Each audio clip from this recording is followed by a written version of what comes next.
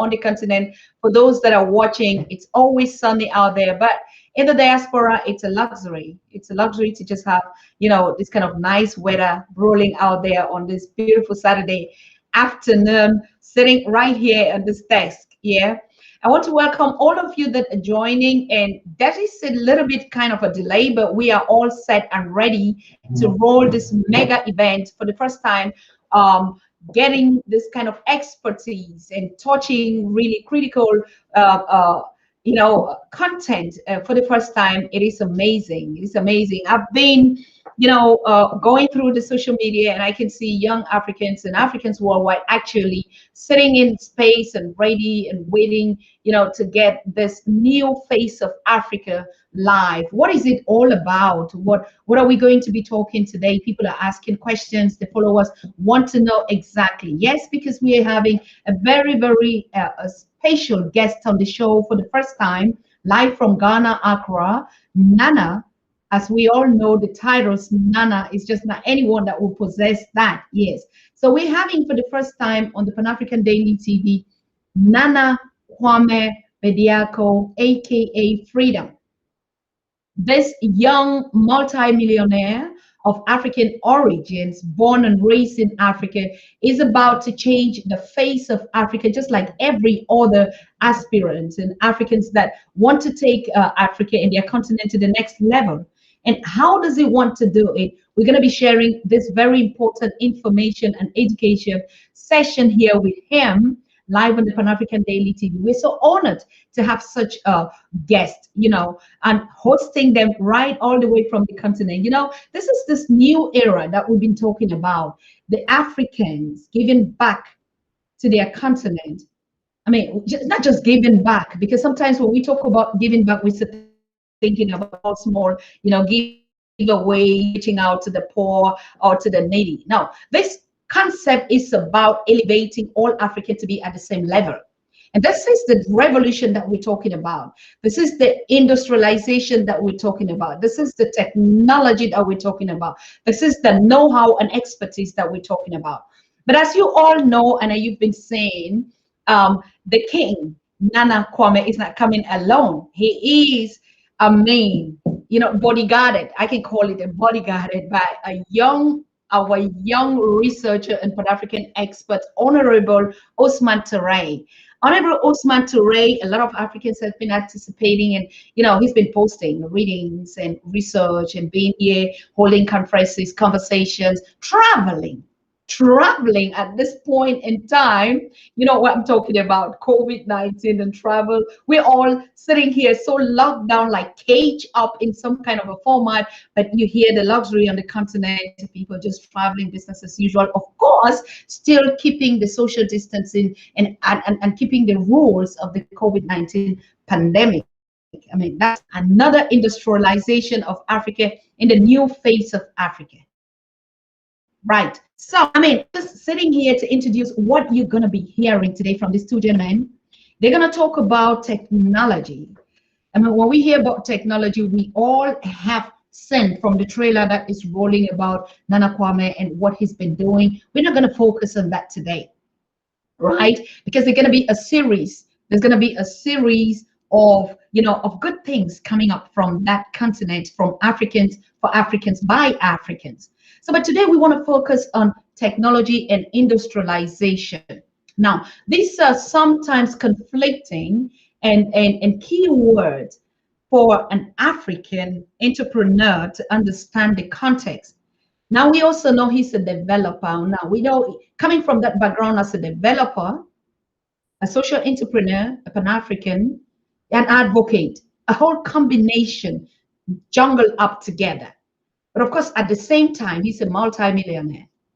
And that is one of the aspects that we see using this kind of success stories, right? On the continent, Africans doing it by themselves, for themselves, to tap into that technology and industrialization of the African technocrat.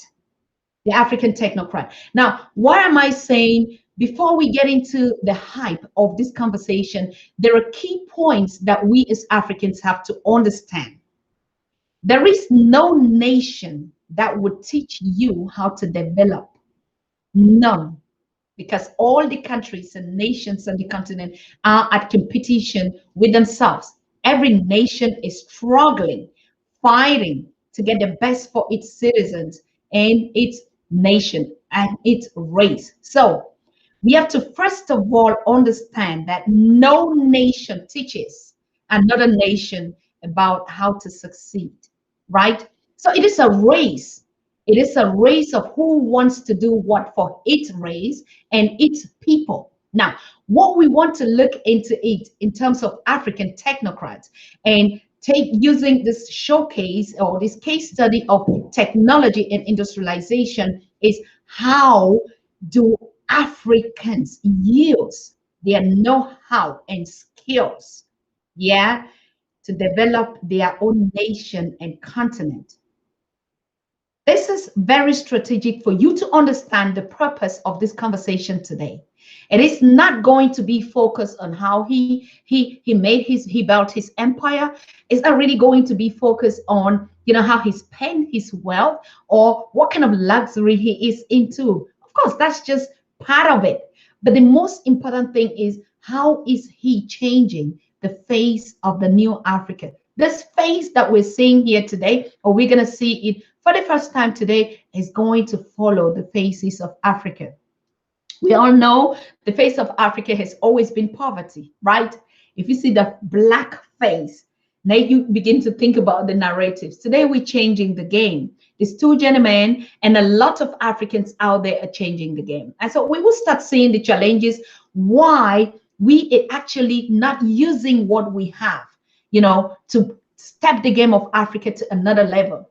And now we would use from these case studies to see how easy, just so easy it is to develop Africa and take it to the next level through technology and industrialization. So, ladies and gentlemen, that's just what I had to tell you. Prepare your mind for this session of education. Prepare your mind, your guts, right? Prepare your guts. You have to feed your guts to be able to think more than just being, for instance, earning a salary, traveling, getting titles and that. But it's more than just that. When you are joining, make sure you click and share and subscribe to the YouTube channel. And we're streaming from multiple channels, as you can see from today. We're even streaming live from Freedom's Facebook page. We're also streaming live from the Pan-African Daily TV Facebook page. We're also streaming live from Ousman Touray's Facebook page. We're also streaming from the Pialo Lumumba Facebook page and also from all our multiple channels, particularly the Pan-African Daily TV. YouTube is the source. What is it that we want to achieve? We want to achieve young brains of smart millionaires and producing each at a sequence, so we're not lacking in anything, right? So if you're watching from any of these platforms, please make sure you click and subscribe on the YouTube channel, because that's when the series, that's where the classes, the master classes, the follow-up and everything will be taking place, okay? So I want to thank all of you for joining the show. I would first of all take the young Ousman Touray while we are giving enough time for Nana Kwame to, he's a busy man. I mean, it's not easy to be a multimillionaire. You think they just sleep and look at their handies and stuff like that and just be happy doing that? No, it's a whole work. We're talking and he's flying right now to be here in studio. That's what I mean. So yes, we're welcoming Ousman Touray. And we start holding this soft spot of the conversation, preparing the minds of the young Africans. Why is it necessary to get a new face of Africa right now? Ousman, you're welcome to the show. Thank you so much, Dr. Susan. Thank you so much for having me in this program today. And special greetings to our dear audiences. This is not indeed the first time. And we've equally seen the support. We've equally seen that the message that we are trying to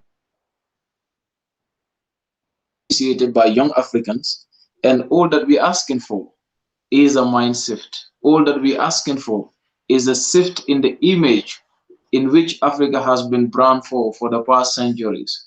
Mm-hmm. We just want to see a better Africa. We just want to see an Africa in which we as individuals unite ourselves, have love for each other, but then shape a trajectory that is solely owned by Africans. We want to see an Africa that is developed. We want to see an Africa in which Africans live a dignified life.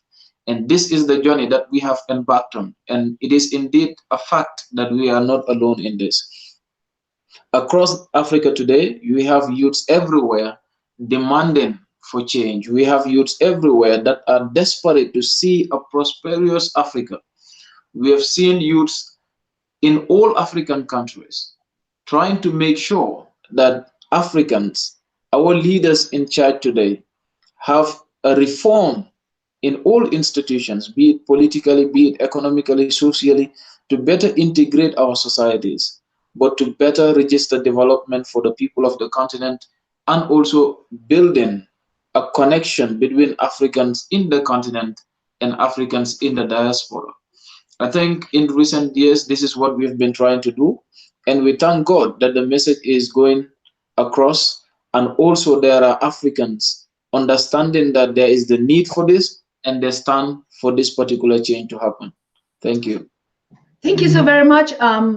It's a pleasure always to have you here and to get you on the show. Now we are set and ready to bring live to you King Nana Kwame Bediako, aka Freedom. Please welcome him on the Pan-African Daily TV for the first time. Thank you very much, Dr. Susan. Nana, I know you have been on a hectic day. How has your day looked like for you to just be sitting here now? My day hasn't been quite hectic. I took it very easy. Had some rest. Yesterday was hectic for me. I had to travel 600 kilometers to Takoradi and back. And then I went straight to work. Then after I had dinner and meet up with some friends. And then today I took it easy. I went to the gym and went to see my mom. Then I had a meeting right after this, which was a Zoom. So it's been quite easy today. But this was equally very important to me.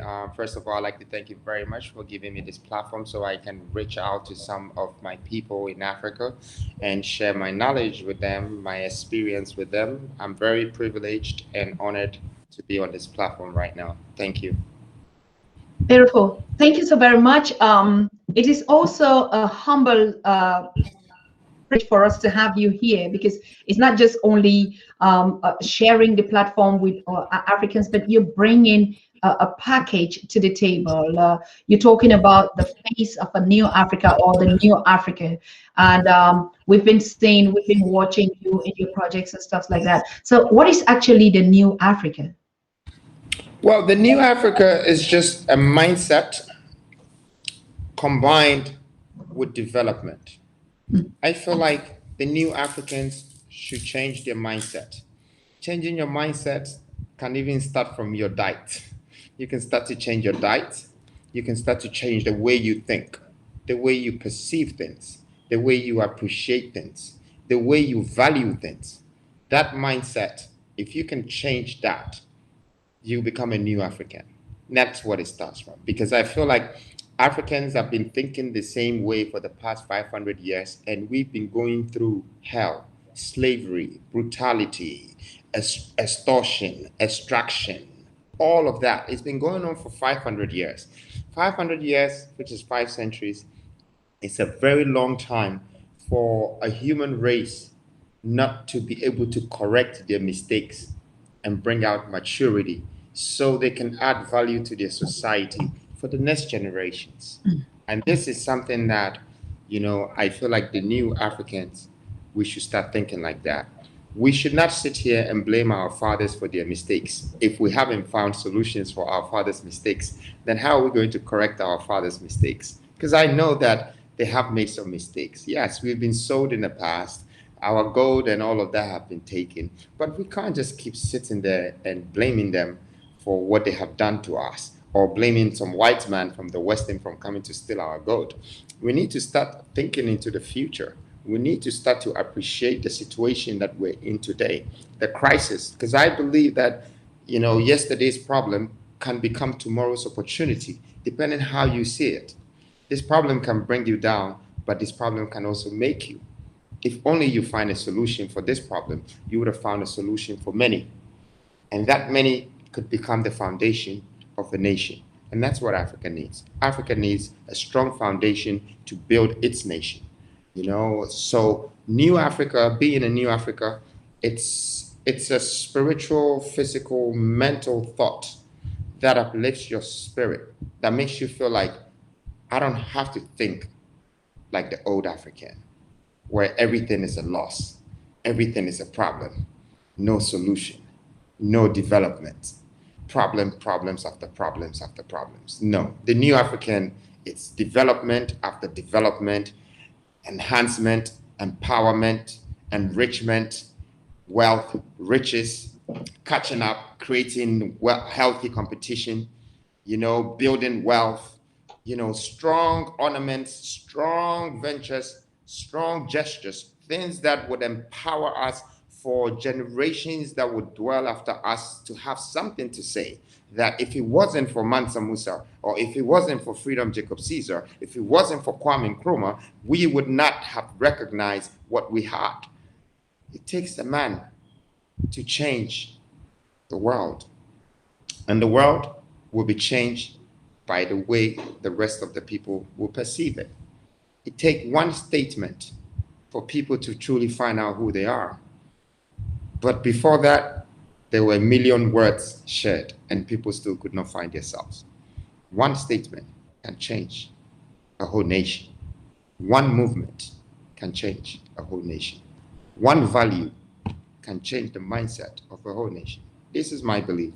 And that's why I started to build a New Africa. Because I feel like I don't want anybody to feel disrespected. I'm an African. I can't do anything about it. No matter what I do, whether even if I become Michael Jackson and turn myself to white man, I'll still be regarded as a black man and I'll still be an African. So I can only live for Africa and I can only do things for Africa. I can build wealth for Africa. I can add value to society for Africa. And even if the other parts of the world will benefit from Africa, it's because it's about Africa. And I think it's time that we start to think like the new Africans, so we can be the new Africans that will build the new Africa. This is putting words into action. I mean, the mindset is the strategy of thinking, and I think, like you rightly said, is a school of thought. So like if we want to go back, we're going to roll back 500 years to get all the minds focused. But what you are doing is something different. You are putting the mindset in a physical way where they see it. Now, is that changing the narrative enough? No, that wouldn't change the narrative enough. That's why I didn't just come with the words. I also came with the action. I have proof and track records of development. I have track record of building wealth. Yes. I have track record of turning nothing to something. I have a track record of turning around my vision and my dream. If this cannot be replicated, then Africa still has a problem.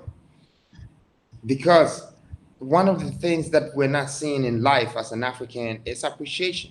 If Correct. We don't appreciate that we have gold, we have diamonds, we have oil, we have all these resources to find a way to refine them, trade them, sell them amongst ourselves, and create an economical prosperity which will be sustainable within our own economical balance that we need to build our systems, then definitely we will be sitting down waiting for someone to come and do it for us, which is what has happened in the past. You know, we had kingdomship in the 13th century, in the 12th century. We were kings and queens, princes and princesses. We lost our kingdomship. We lost our kingdomship. Today, we have a different level of education, thinking that that is what is going to lead us to success. And most people are beginning to think that schooling is just education. No, education is what we learn every day. It doesn't end. Even before we die, we'll still be learning about life. And education should be about life. And if we want to learn about life, then we should also learn about the people who are in existence, living in life. And what does that bring? It brings value. So for me, I'm not sitting here talking like a president who has been empowered with the position, but without the wealth. Correct. I'm not sitting here talking like a king who was a prodigal son before he was before he was empowered to become a king. What happens with our leaders? Our leaders were poor before they became a president. And then all of a sudden they become rich because they're president, and they become important because they're president. No, it shouldn't be that way. They should have the experience of what wealth is, what riches is. If you don't have that experience, then why do you have a whole country in your hands when you have to control the finances of the country? You have to control the Ministry of Finance, the Ministry of Works and Housing, the ministry. We need to start to understand that we lack these things. When you compare our system to the European system, a queen or a king in England is not a queen that just became rich because they've been empowered or they've been installed to become a queen. It's a royalty that has been consistent in its existence. And none of them were prodigal. They were groomed because it's like a systematic throne for them. When you come to Africa, you would see that our king today was probably in London working as a manager in Sainsbury's, and because he's linked to the throne, all of a sudden they come and put him there, and then he becomes rich, and then he doesn't know what to do because it's too much for them. Yes, of course. You can't give a man a world if they can't manage their farm. You cannot put the world in your hands. That's how God created us. God didn't create us to just take over the world. And to those who are listening to me, when I say the world, a lot of us are mistaking the world with the earth. It's two different things. The earth is the land that holds the world, the land that we find resources, the land that we build structures, the land that we accommodate ourselves with shelter. The earth is the land that feeds us. The world is the world that we live in, full of fantasies, full of tricks, full of, presidents and ministers and kings and poverty and all of that. What are we doing with the earth that we dwell on? And that's how I see Africa. It's a big land, an earth that is full of riches, precious metals, minerals, steel, all of that. And every time I turn on the news, I see poverty, shooting, killing, death, this, that. And then who are the people that dwell on this earth, this part of the earth? Black man, African. How do you think I feel? I have a pain in me. My pain is not because they are jealous of me. My pain is not because they don't like me, even though they dwell the same or they have the same color as me. My pain is how people will forever regard me and my people.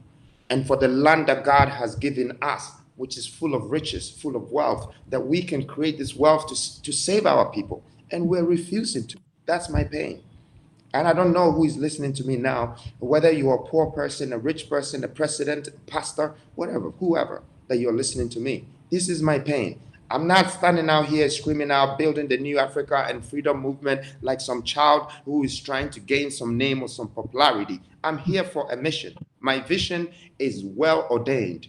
I am ordained. I am anointed. I'm appointed. And if Black people don't understand that some spirit, some myth, some creature has woken up from the inside with the power of the might, then they should hear me, because they cannot stop it and they cannot change it. It's supposed to happen. The time has come, and that's what I speak for. So I hope it took me longer to answer your question, because it's a bunch of things in me that has to come out. But the truth is that people haven't looked at me or the other young people who are coming up, building wealth and combining it with positions, with titles, with brands.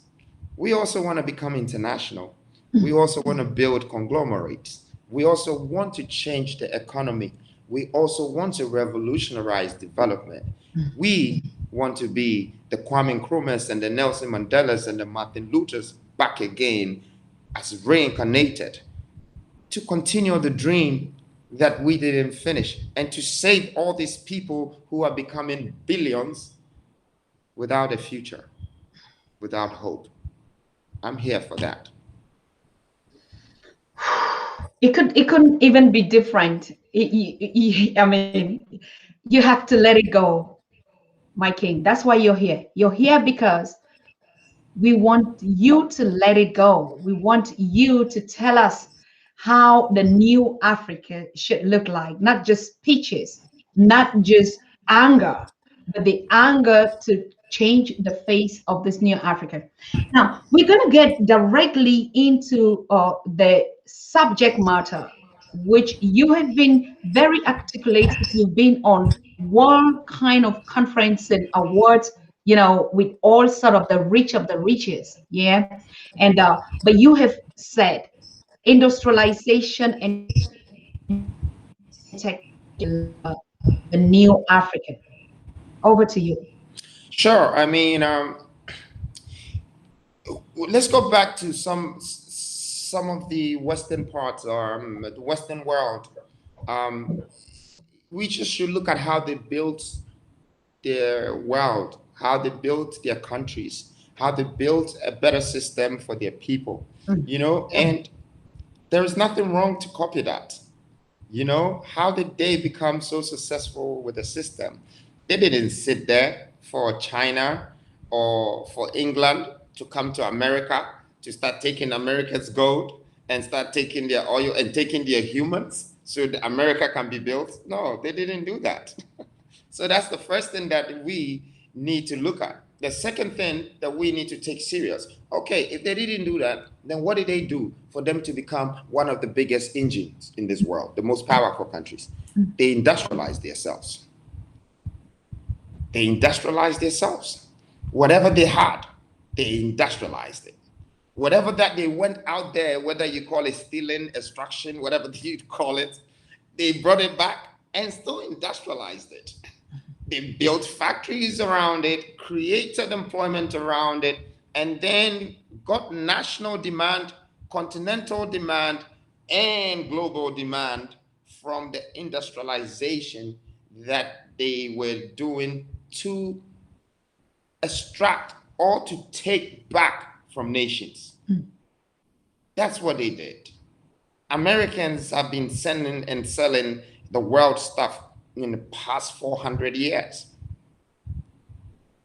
And in the past 200 years, when you look at the lives of all of these great men that Americans have sort of created and built, you will see names like Rockefeller, Onassis, Bill Gates, all of this. You know, it's nice to have a country and to see great men that has impacted the world and affected the world at the same time economically and should I say strategically, taken so much from the world and brought it back to their country, for their country to have a stronger GDP and a better economy. Industrialization. Rockefeller, he industrialized kerosene. JP Morgan came, he built the biggest financial hubs and then used that same money to support the likes of Thomas Edison. This guy tried to get light 11,000 times. He tried 11,000 times to get it correct. If JP Morgan didn't have a financial hub to support him, do you think he would even try 10 times? There was the funds were there, you know, the group were there, the team was there, the power was there, and industrialization was revolutionizing their country. You know, there was an evolution meeting revolution, which is eclectic. It's the first time to see anything like that. Americans did that. You're looking at the European system, they colonized, they took things and then they traded, and then they built some, and they built factories, and they kept doing that, and they used their royal highness to preserve their gold. The same gold that they took, they preserve it. They didn't sell it so it can hold their currency. So for me, industrialization, when I say it, I'm not just saying that we should just build some factory and start to copy these people. I am saying that we need to industrialize our systems all the way through, from Ghana to Nigeria to Kenya to everywhere, and start selling to each other now. Okay, what do you have, Kenya? You have coffee? I buy coffee from you. Don't worry, I'm not going to buy it from England again. Why should I buy it when it's in Africa? Okay, why should I buy iPhone from America when Apple can come to Ghana and assemble iPhone for me? Why should I pay extra taxes on it? That money goes back to the Western. Everything that we make in Africa goes out of Africa because we don't have industrialization. We don't have industrial platforms. And nothing is made here. Everything is being imported. Why can't we also export things? Why wouldn't people buy from us? Why can't we manufacture our own? Why don't we want to invest money in energy so we can have the power to manufacture? After all, the resources, we have the most. We have more resources than a lot of this continent on this planet. We have more resources than Emirates, okay? But they're much more richer than us. They have a better economy than us. They have a stronger economy. They're more powerful. Their kings and their sheikhs, you know, have access to all finances, and the whole world is traveling through their world and going through their world, and their people have a future. If you ask someone from Emirates, a child who is growing up, what are you going to be doing in 10 years from now or 20 years? They might not just answer you because they don't want to answer you. They probably think that you are there to ask them to find out so you can go and make yourself better, because they already know that they're made. If you ask someone from Africa that what are you going to do 10 years from now, or what are you even going to do after you get your degree from university, thinking of being a doctor, they also might not answer you.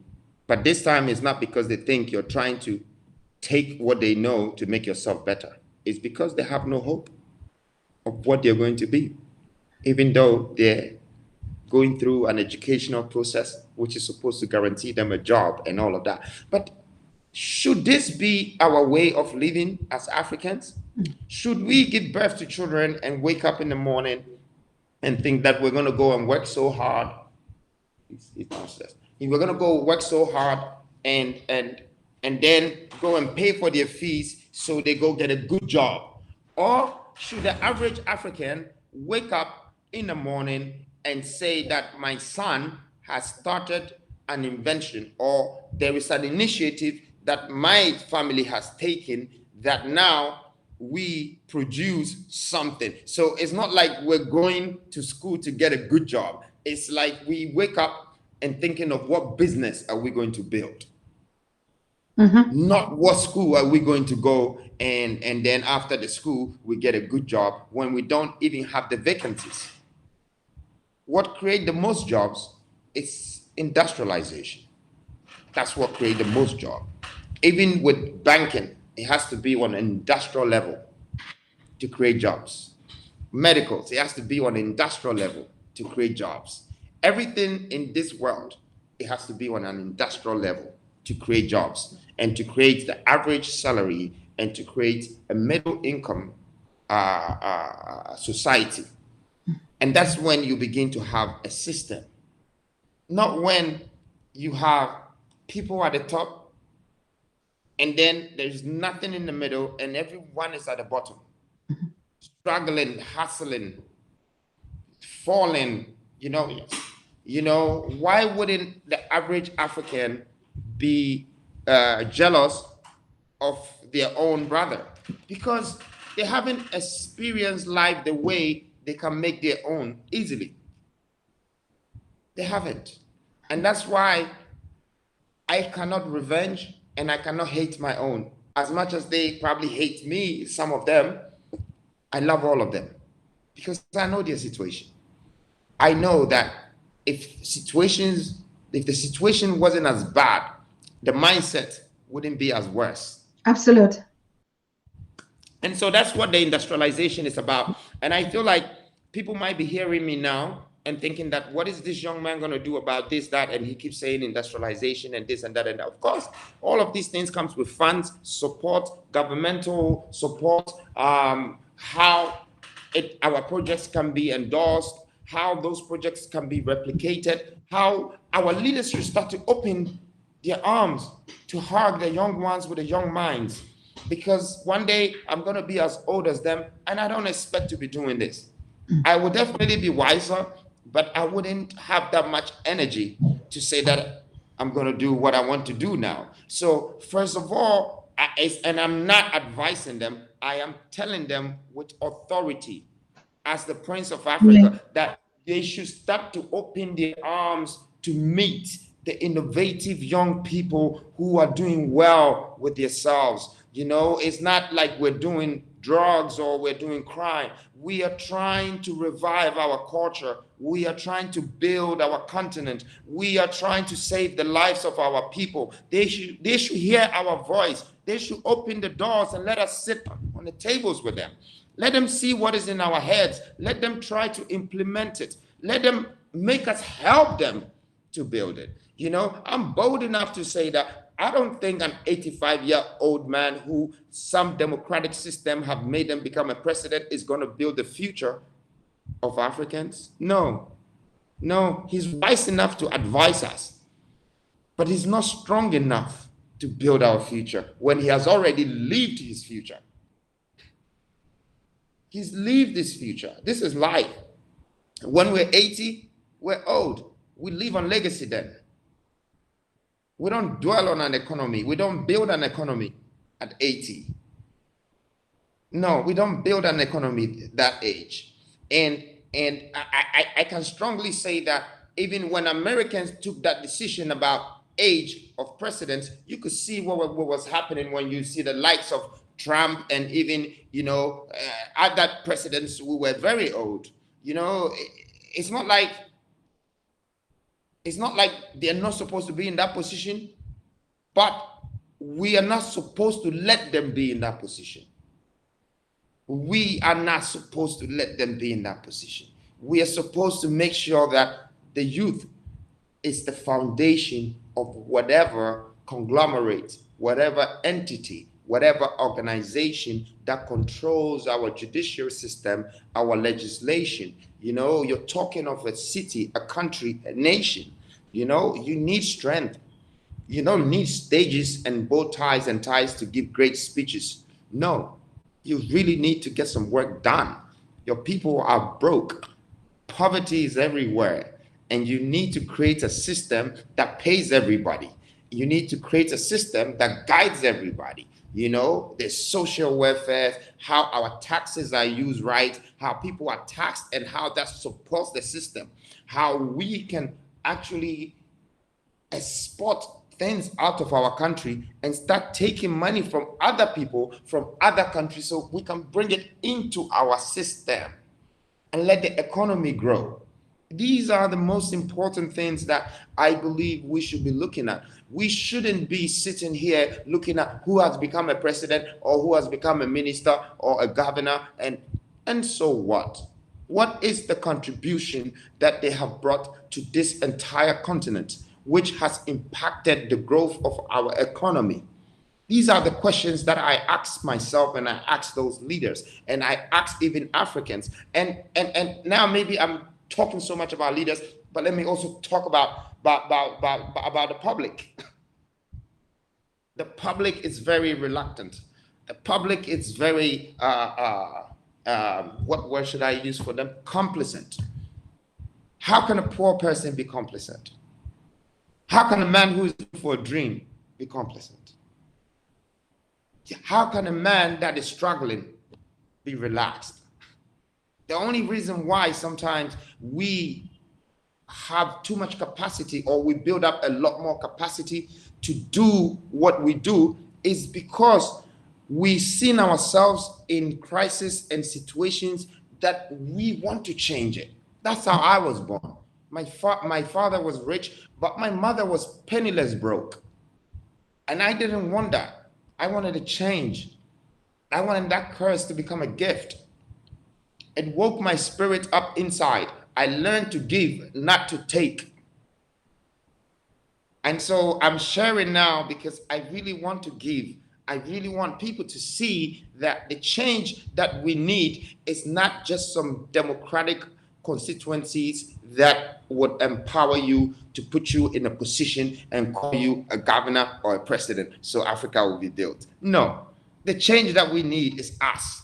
We should all be awoken in the spirit, like how I feel right now, like how I sit. I sit on a throne, and that throne is full of mightiness. And my force and my support behind me is not just from humanity, but it's from the universe. Correct. It's powerful. It's very powerful. And I believe that, you know, there are going to be so many of me. If people start to believe, or people start to activate that part of them from inside, from within. We are Black, we are Africans, we're strong and we're powerful. And there is proof of that. When you look back, some of our ancestors have really impacted the world globally. Some of our ancestors were the richest that ever lived on this planet. Some of our ancestors were greater kings and queens than the Queen Elizabeths and the Queen and Henrys and all of that. So we are powerful people, and I want Africans to activate that. I might just be saying it the way I'm supposed to be saying it, and I know that maybe some people are not gonna like what they're hearing, but of course I'm not here to impress anyone. I'm here to make a change. I'm not here to impress anyone. I'm here to say what the million or the billion couldn't say when they had to say it, because I'm bold. I have courage. I have patience. I have integrity. I have wisdom. I have knowledge, and I have understanding. And these are the greatest tools that God can ever bestow on a man that lives on this earth. It's not the riches. It's not the position. It's not the president.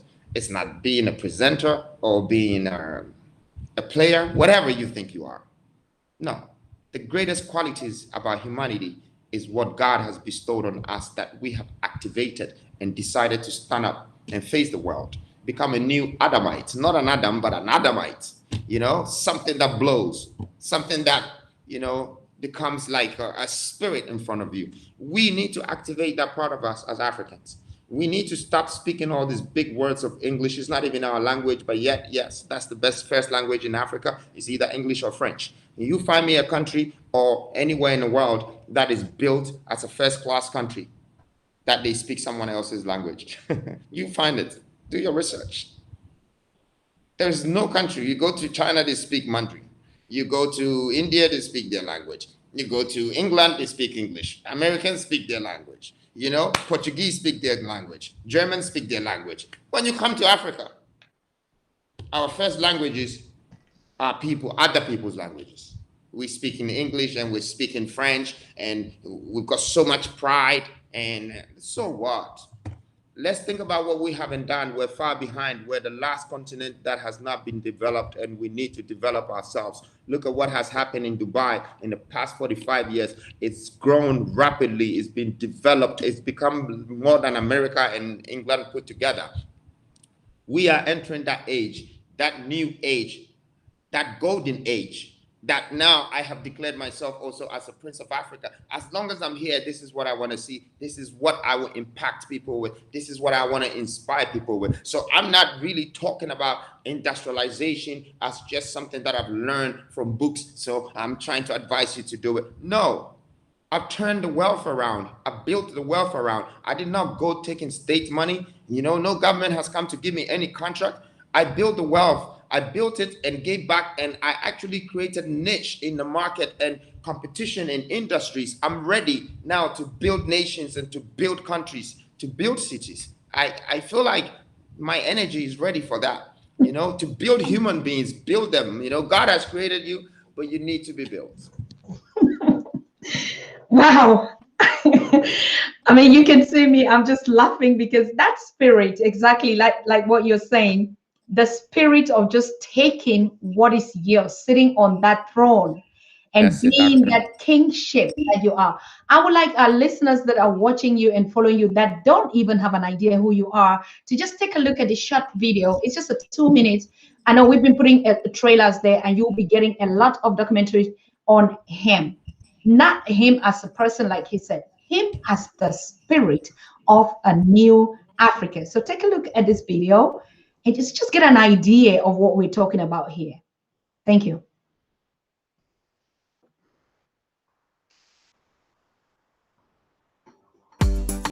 Coming up live today on the Pan-African Daily TV, Voices of Africans Worldwide with host and founder Dr. Susan Tata Nana Efua.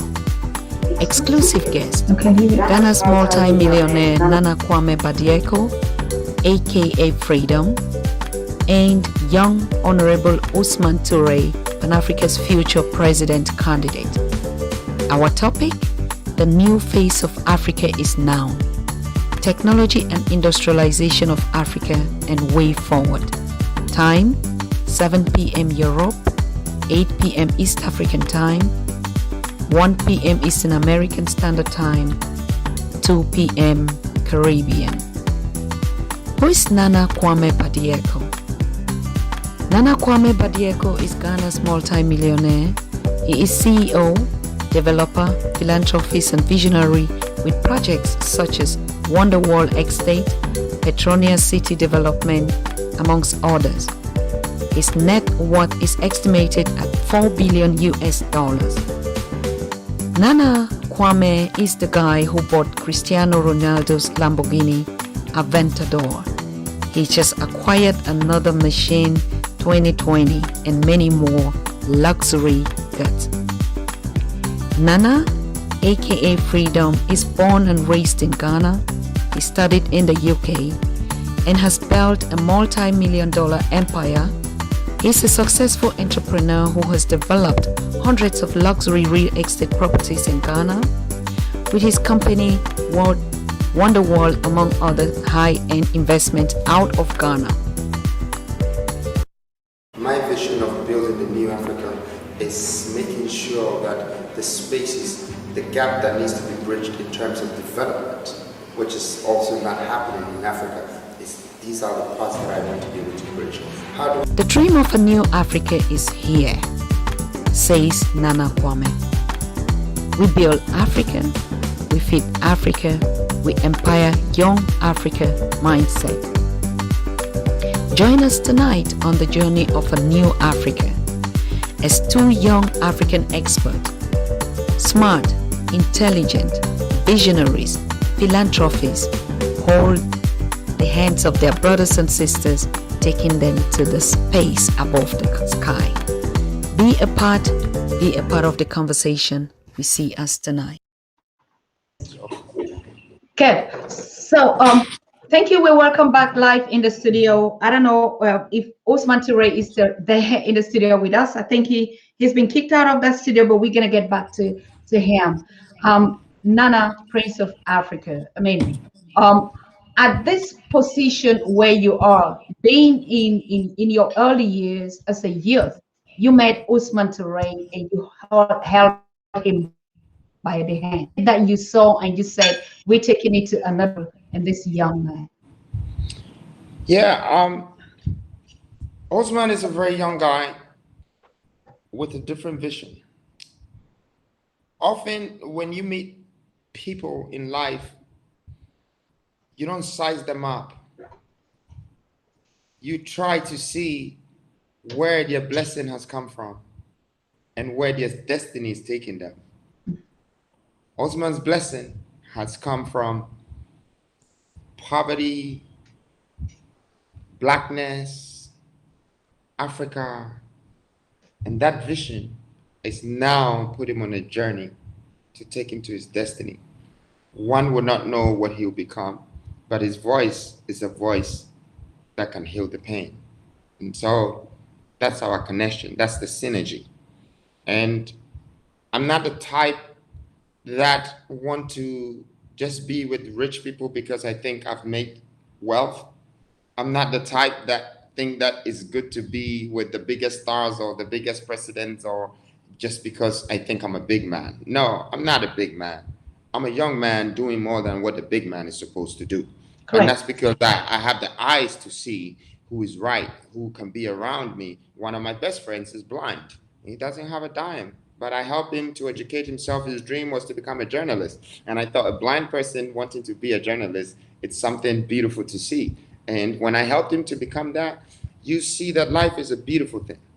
You know, it's not the things we came here to acquire that is going to build the legacy that we chase. It's the investment that we're going to put in people. The investment, and that's what I'm doing today. My investment in Africans is standing up for them. Is trying to become an example, trying to be a template.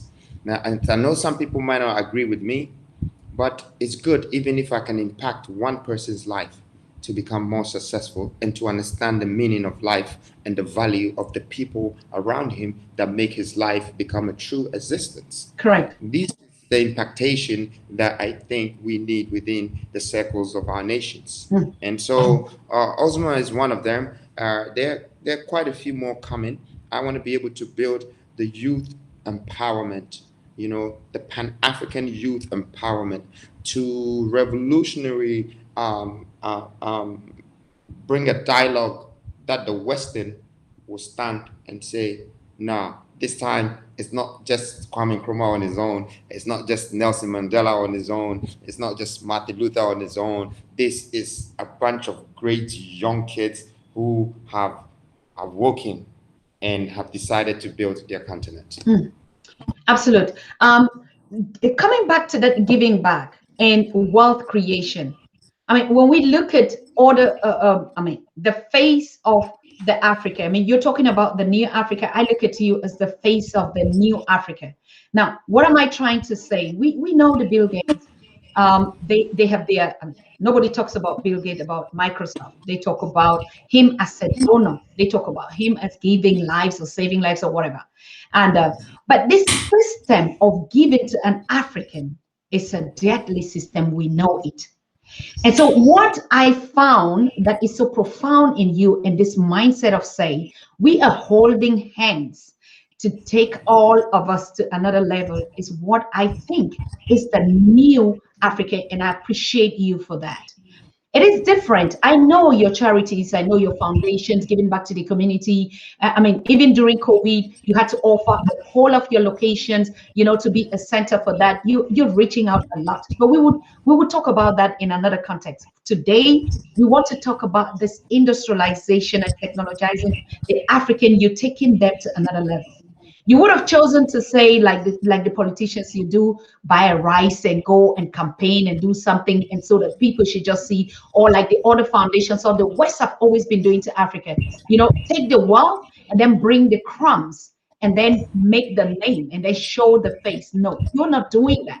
You're saying we have to build one another. We have to multiply the multi-millionaires. So all of us have to be on that place. So they test the wealth, they enjoy it, they have the wealth, they have the fear.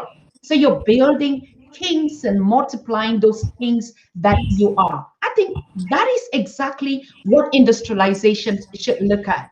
If you look at the Israel model, and I mean, we're getting back to that topic where you say Africans have that, but there is one thing that is just lacking. The need for us to put nation first. And when even we travel into the diaspora, the skills that we should be able to plagiar or to emulate or to copy and bring back to develop our nation, maybe that is the spirit, and exactly using your word, that is what you need. Or am I missing a point here? No, I mean, I think we all are thinking on the same level and we are also in the same realm. However, it's one thing to say, it's another thing to do. Yes. The doing is the hardest part. The doing is where, you know, the structuring, the planning, the engineering, the funding, the laboring, the maintenance, the management. It's a whole lot of things that Africans are supposed to learn how to do all of these things. When they talk about building wealth and maintaining success, riches, and all of that, it's a lot of work. That's why most Africans are not built for it. Because before you can be ready to have all of this, you need to be disciplined enough, you need to be strong enough, you need to be focused enough, you need to pay attention enough, and you need to have a spirit and a mindset with a heart that backs everything that you're supposed to manage. This is not the coursework you did in school. This is not assignments you did. This is reality. This is the real world. This is not the guys who were scoring A in mathematics and A in English, and then when they came to the real world, they were scoring minuses, D plus and E plus, because the reality or the perception of a reality sometimes is even more real than the reality itself. People might not see it that way. If we want to do these things, what shows that we are exchanging value with each other? What shows that we're building the communities based on what we are extracting from the community and reimbursing back in the communities, back into our country, back into our people? What shows that? Because everything is now either going to buy from the white man, made in Italy, made in China, made in America, made in Africa is a problem. And I'm even one of the victims. It's not everything that I will buy that is made in Africa. I still will end up buying maybe Gucci instead of some African prints, because the Gucci is cutting in 1 million pieces with a plant that will not repeat any mistake. The African print is still using a sewing machine that one looks nice, the other one is not. The quality is not consistent. And industrialization replaces all of this. That's the point I'm trying to make. It brings a high level of production and make sure that quality is guaranteed. What is quality? Quality is high intention, prominent, skillful execution. And it has to be consistent.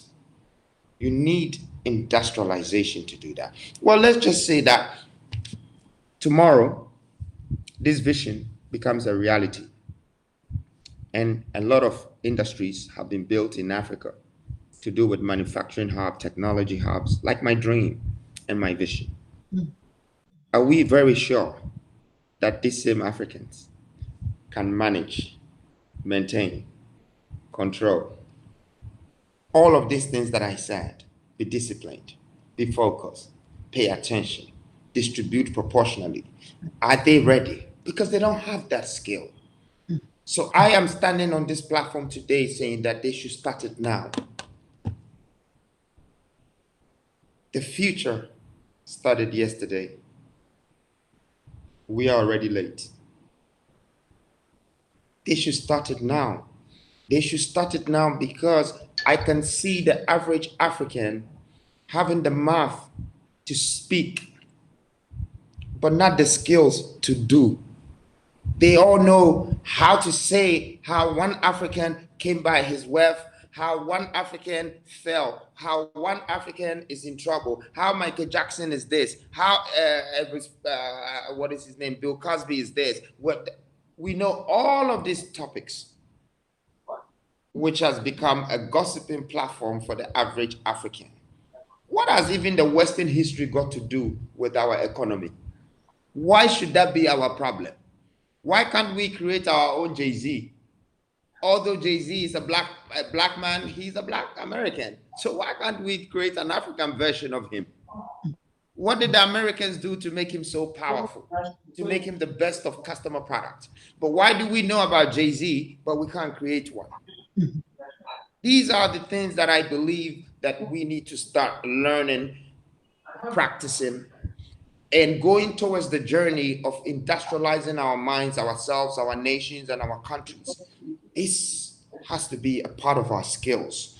I want to be able to introduce my own educational platforms that people can learn and we can brainstorm. It's called a thinking subject. So we can start building ourselves today.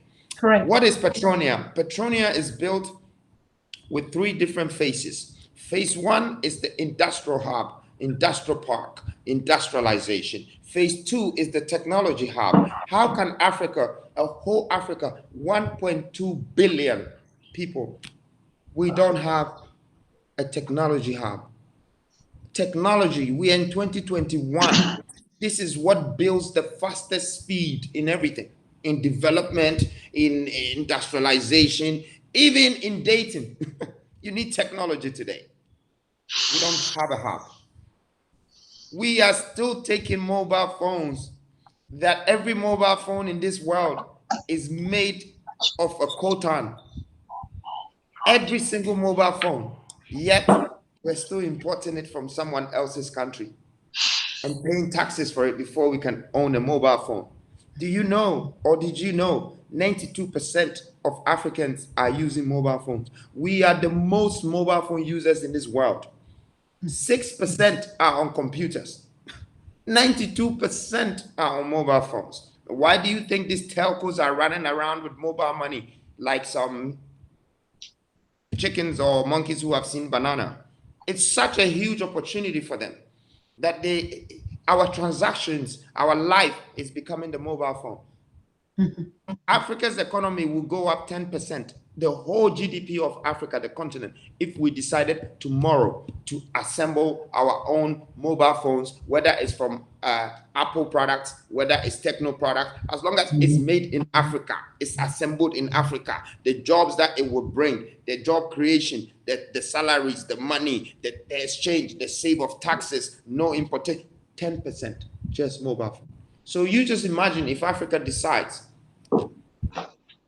to refine, to manufacture, to assemble, to build 10 or 15 strong products in the world that we demand so much, just on our continent.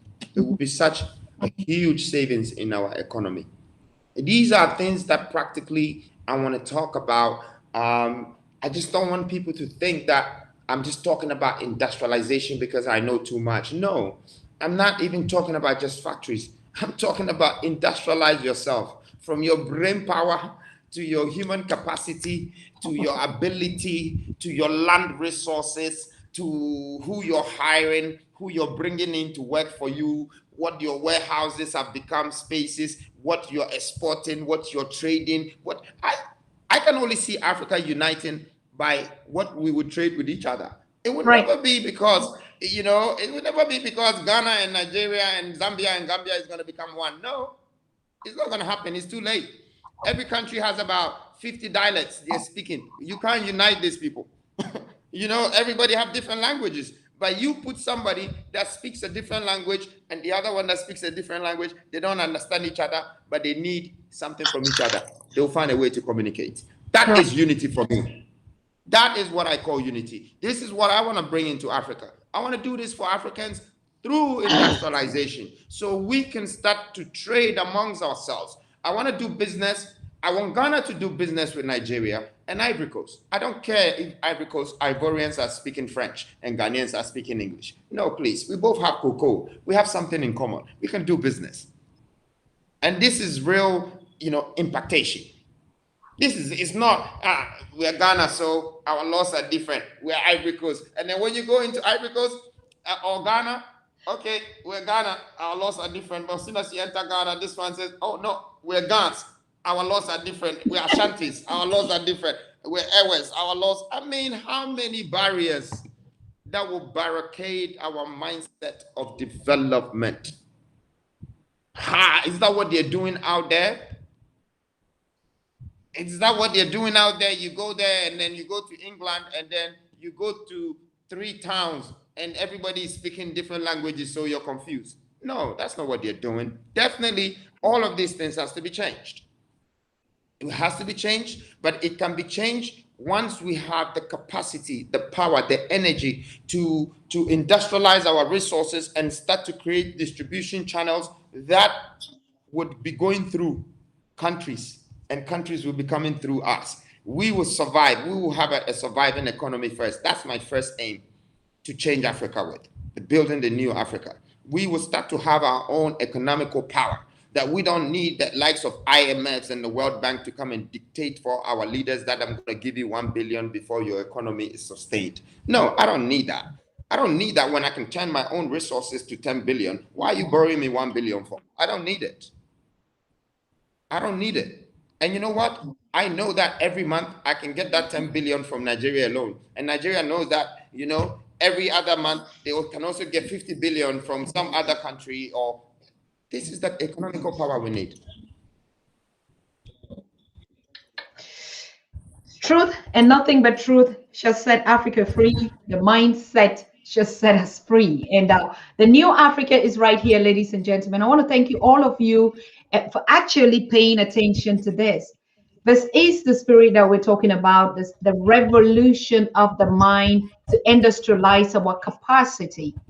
And now I would just dwell on one thing, that if you look at the brain drain, like we're saying, I know it. You already got the point. I'm not going to repeat it like, oh, the leaders are not giving the diaspora the opportunity and stuff like that. Now, we're talking about the skills that you're talking about. We look at all the nations. They go out to learn. All right. You already mentioned it in the beginning. Why did even the West come to Africa? To steal, to copy, to emulate. And they brought it back to develop themselves. Now, we Africans are in the diaspora, millions, right?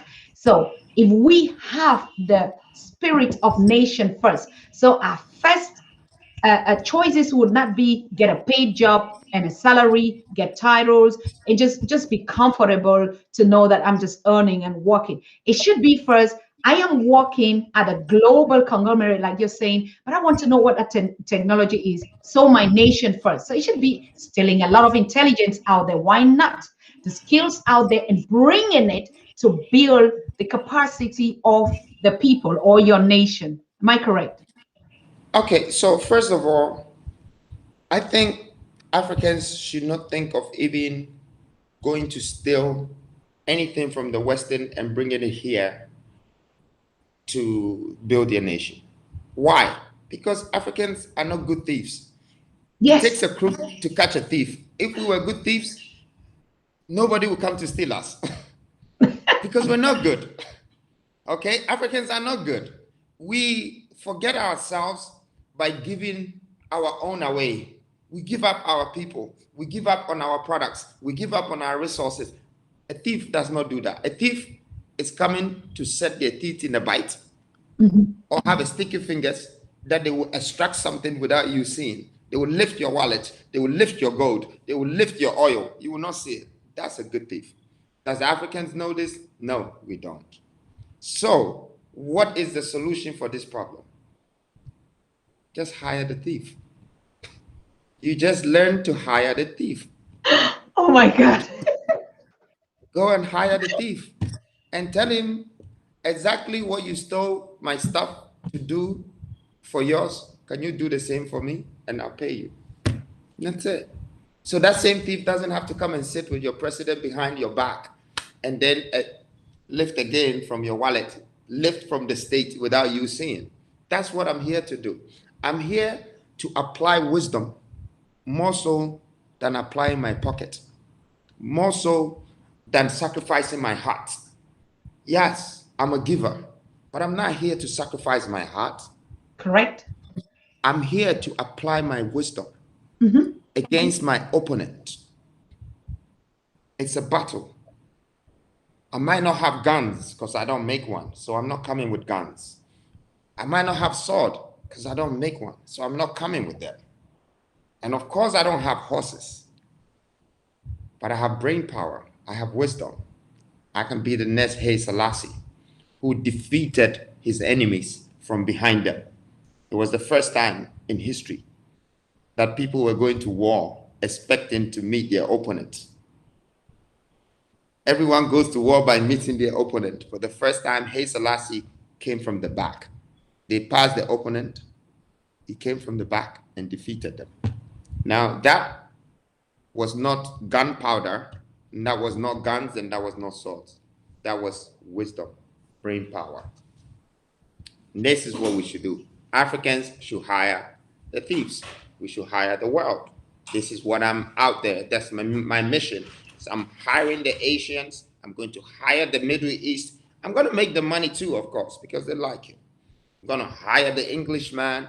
I'm going to hire the American. And I'm going to tell you, you're very good at media. Please put me everywhere. Put me on Bloomberg. Put me on Fox. Put me on CNN. How much does it cost me? Let them know that I'm the new one building the economy. What they need, tell them to come to me now. I can sell to them. They don't need to come and steal it anymore. You know, this is the sort of spirit I'm talking about. You know, you hire the world and let them build your world for you. So when you're gone and when you're not here, they just don't remember you as freedom. But your absence is felt every time they need or they find freedom. Freedom, aka freedom. Yes, I like it because you even are not about all the titles. Like I mean, we've been having a conversation on this. You're really on that what you spell freedom. Now, what is this significant to you? We know, okay, freedom, Jacob Caesar and stuff like that, but freedom, that word of the new Africa that you're trying to project, is not the freedom of go and riot in the street. Partly is not the freedom of that freedom. Can you just break it down? So I'm basically telling the continent that what they saw in the 60s, the likes of Kwame Nkrumah and all of these people, Martin Luther, and all the things that they tried to do to emancipate ourselves from slavery, you know, it's a mentality. But that is a mission that they didn't finish. So that's my name because I'm continuing it. But people are not hearing me. You know, a brand is a character. A character is an image. An image is a perception. Perception is life. So I want people to understand that freedom, Jacob Caesar, is not that I am saying I want to be some white man, so I chose Jacob Caesar. This. No. I am telling you, I am your modern freedom. That independence that you had democratically did not sustain you for 5-6 decades. Your systems are still broken. Your people are still dying. There's still poverties. I am here to create the new wealth. I'm here to build the new Africa, to continue Africa from where it was left off 5-6 decades ago. That there've been so many leaders that, you know, they just came to protect the seats that they sat on and not the country that they had to build, the nation that they had to build, or even the countries that they had to create again. Me, I came for that. That freedom that Africa is looking for. I'm sitting right here. I sit on a throne. My throne is not by man. It's not anybody that told me, oh, democratically, oh, I'm from AU, I'll make you the president of AU. It's not UN coming to tell me I did this. No. This is the power from the universe, the mightiness. I claimed it because he realized that I have the heart, I have the guts, I have the balls, and I have the experience, and I'm ready. So he decided to build a new David to face the Western as a Goliath. This time, I'm not going to kill anyone and cut their head off. This time, I am going to make sure that the story is buried and the history is made. Because the story of our people, Black people, doesn't give us freedom. We're disregarded. I am going to bury that story and I'm going to make a history. So those who are listening to me, I know people have their doubts, but I'm not here to make headlines. I'm here to make history. I have the capacity. I have been installed. I am your new prince. You like it or not, I claim it. I am your new prince. Listeners, I'm serious. I am your new prince. Freedom, Jacob Caesar. And you want to know what Jacob means? Jacob is the same tribe that we came from. Jacob, it was Isaac and Ishmael. Ishmael went to the east. That is the Arabs, the Middle East. And then Isaac that gave birth to Jacob, and Jacob that built the 12th tribe, the tribes that has brought all these descendants, where Africa is from, where other parts of the world is from, China, everywhere. this is the 12 tribes. I represent that. My knowledge, my wisdom surpasses the level of this humankind because I dwell with them. I dwell in their spirit. So that name is there. Caesar, I'm going to break that down for you so you know. There is the only thing that can amend the law is authority. And I am authority. Caesar, I am authority. If the government thinks he's not going to see me amend the law, no, I am the authority. I would make sure the youth of Africa are embedded, are linked, are convinced, influenced, a part of me, because they will know I live for them, I will die for them. So they will be the one that would be my foundation and my support and my backing for the authority that you expect your votes from. That authority amends the law. And who that has authority to amend the law?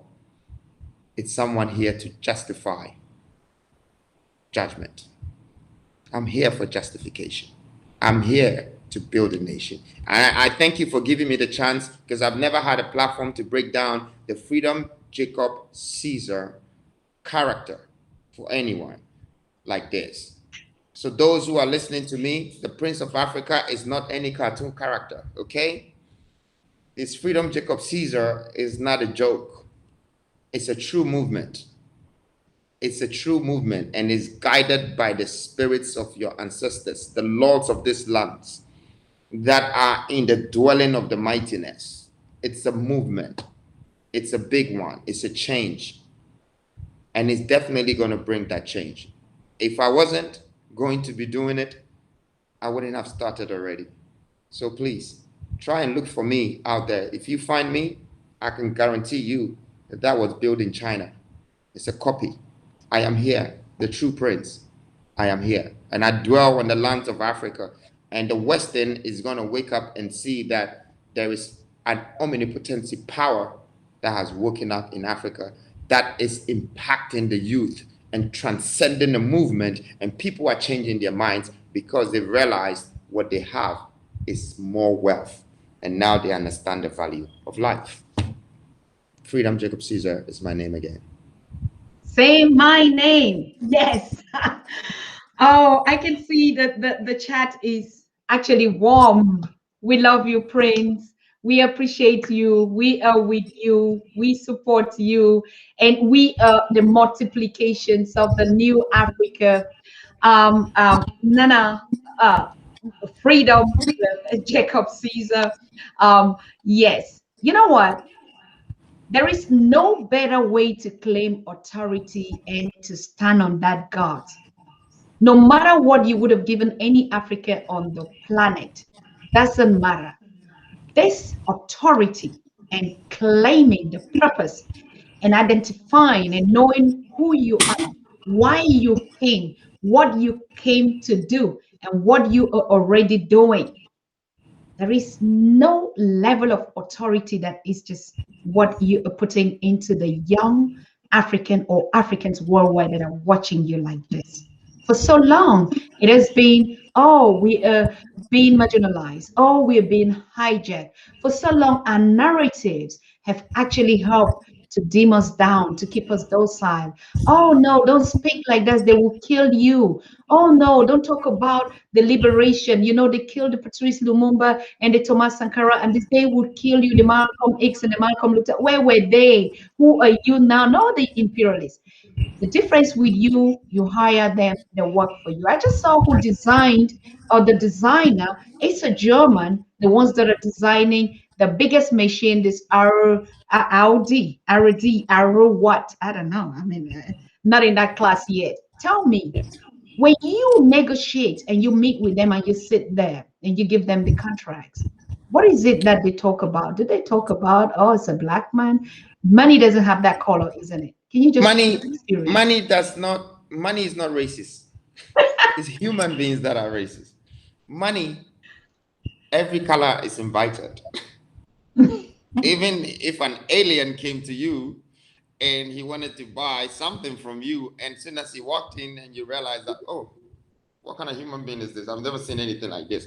But he opens their bag and you saw dollars or chacha or CDs or naira that you're looking for. You forget the look of the alien. You start to look at the money if it's real. And if it's real, deal is done. Okay? My previous character was cheddar, which meant money. Before I would evolve from that street level of education into the corporate world and into the global world, money was my character. It was the biggest thing that I learned about. And so I want people to understand that I have had my education from the journey of my life, not from the classrooms that I stayed in and the lectures that I sat down to listen, but it's more so from the journey of my life. How powerful money is. What does it do to us? What does it make us do? And if you find out this, you ask yourself the question, do I want to become a victim to money, or I want money to be my girlfriend, or I want money to be my father, or I want money to be this, or money to be that? So then money starts to build that relationship with you. But then when you go to the real world, you will become the money. You become the money because money is talking to you from the wisdom that you have acquired that have made you dissect and understood the privileges and the existence of money. It's a currency. And human beings prevail currency. You see a human, you see a currency. You can tell that this one is poor, this one is rich. You know, from just this one is mad, this one is this, it's currency. So I sit in front of people today, not with the money alone, but also with the authority and currency. It's called FC. I want Africans to look out for the freedom coin. It's going to be one of the most powerful currencies that will take Africa by surprise. It's going to be some of the biggest trading platforms that every young child in Africa will get up in the morning and will never walk into the bank again. They will put their money on a trading platform that they can rely on their own resources in their country. Gold belongs to you. It goes up every day. Why do you go and put your money in the bank when the bank will take something from it? When that money goes onto gold and gold goes up tomorrow, every day your money is going up. Gold belongs to us. If we can preserve so much of it, I'm telling you, I might have hired people to work for me. If Africa can preserve so much gold, I'll bring the whole world for them to work for them. Because that's the biggest currency. And I have that power, the power of purchase, the power that God gave me through wisdom. He said, don't follow the money. Don't chase the money. Take my wisdom over the rubies and the diamonds and the gold. And I'll let the world subdue to your feet. This is a covenant between me and God. And so I have a true relationship with the existence of creation and power. I won't be talking like this. I won't be standing and sitting on this platform and speaking with this much courage if my backup wasn't untouchable. There's nothing that can touch my backup.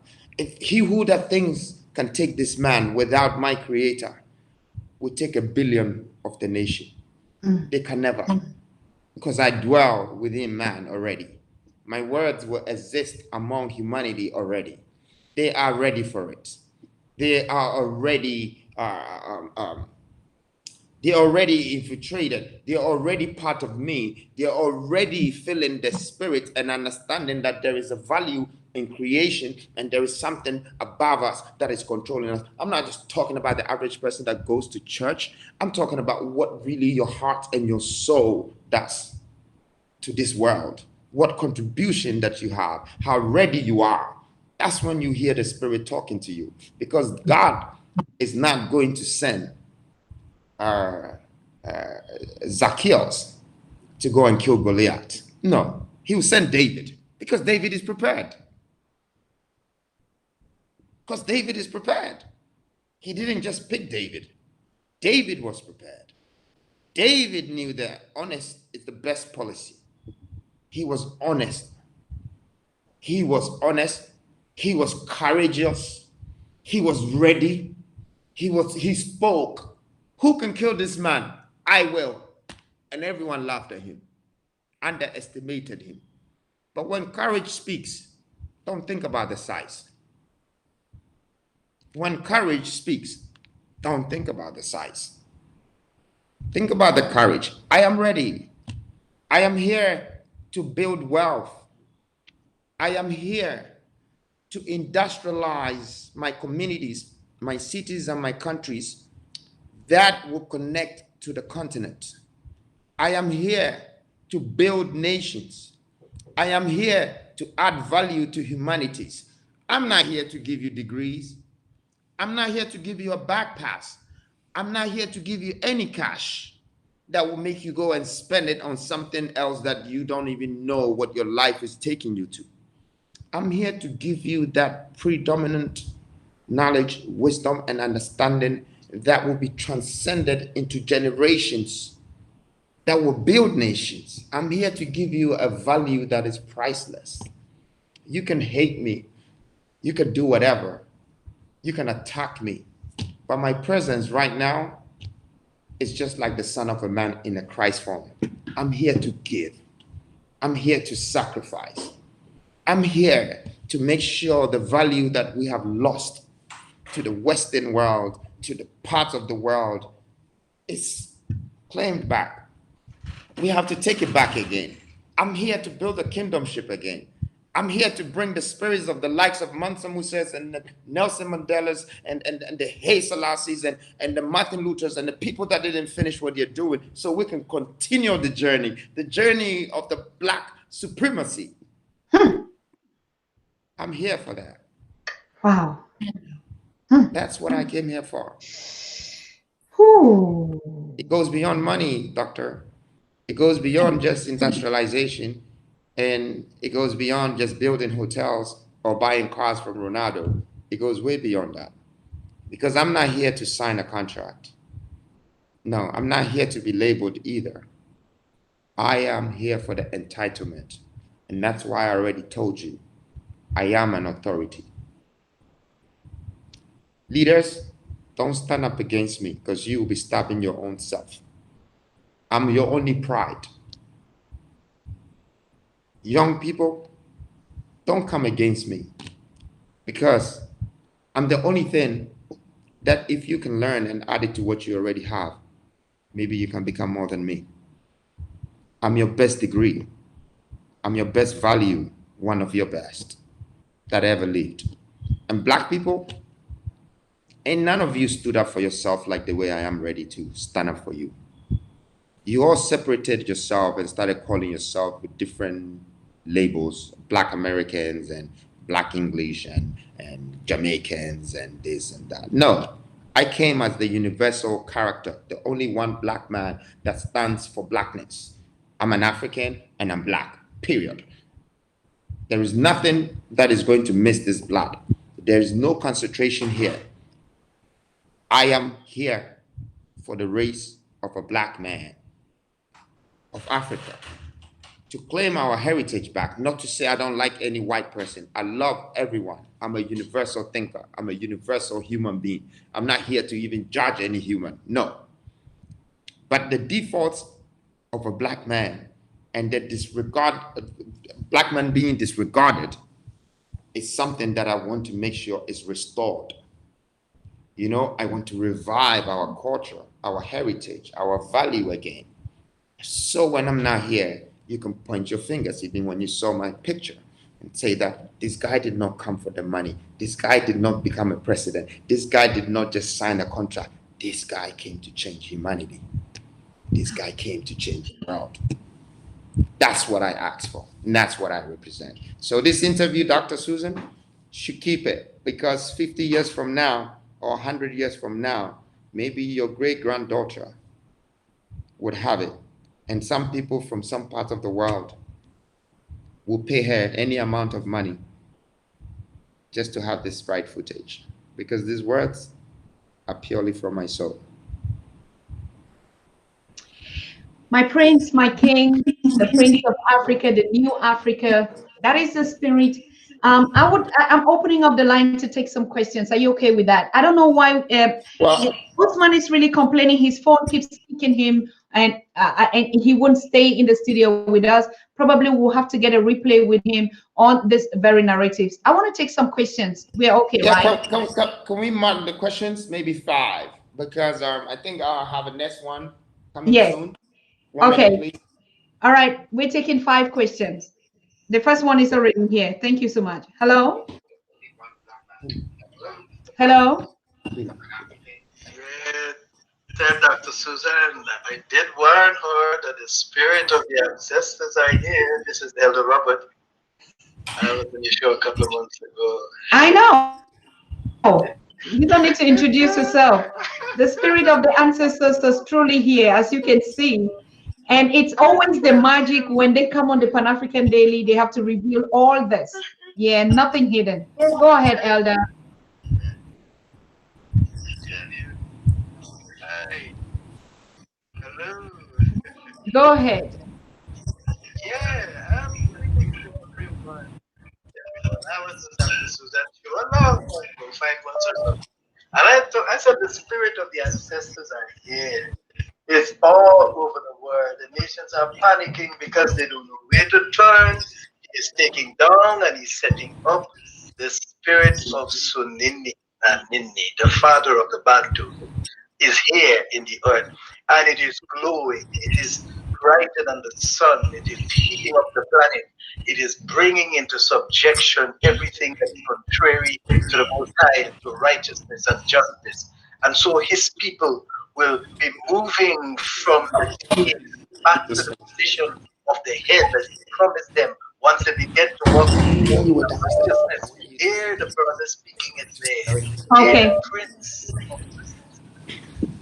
Thank you very much. Thank you for that assertiveness. Thank you so much. All right, the second call. Hello. Hello. Yes, good evening. Welcome. Good evening. I have a question and I also have a suggestion. Go ahead. Please keep it short. Fine. Go ahead. Okay, very good. So my question is from Jacob Caesar Freedom.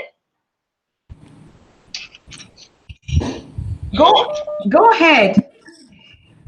So Freedom, can you hear me? I can hear you.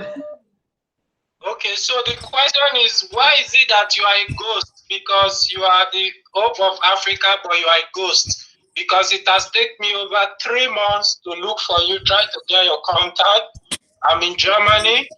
Even Ousman, I spoke with him like last month, and he didn't reply my calls or whatsoever. So the question is, you great people who are always trying to talk about Africa, why is it that great mind people like us who don't have YouTube page or whatsoever, it's so difficult for us to find you or reach you guys to discuss some important things offline?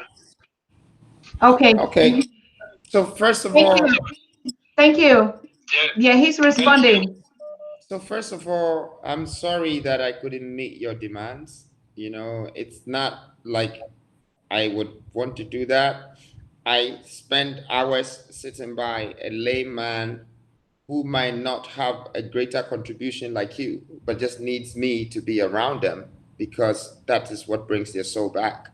I'm not the type of man that rejects people. I'm not the type of man that ignores people.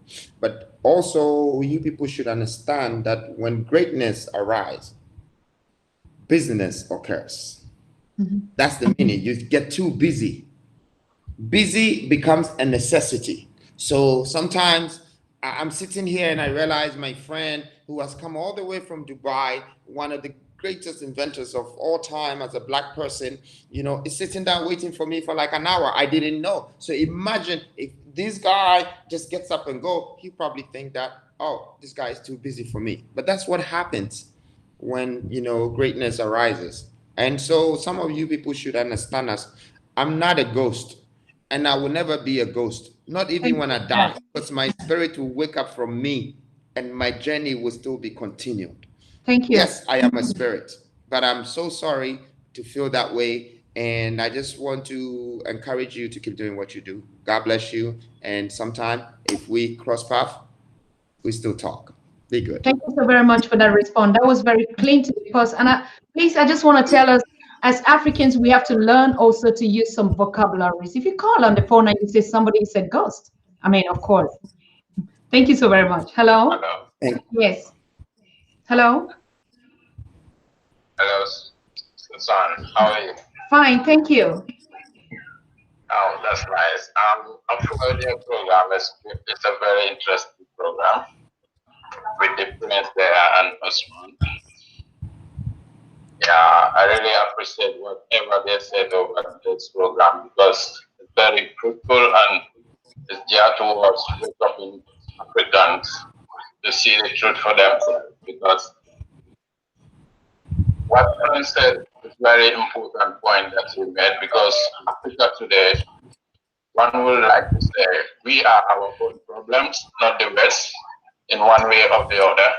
Because today in Africa, we are no longer like in a time of slavery.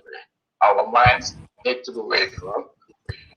We have to see the things in our own eyes, in our own perspectives of lens. Okay. That which was talking about. Because our leaders today, they are all from our homes.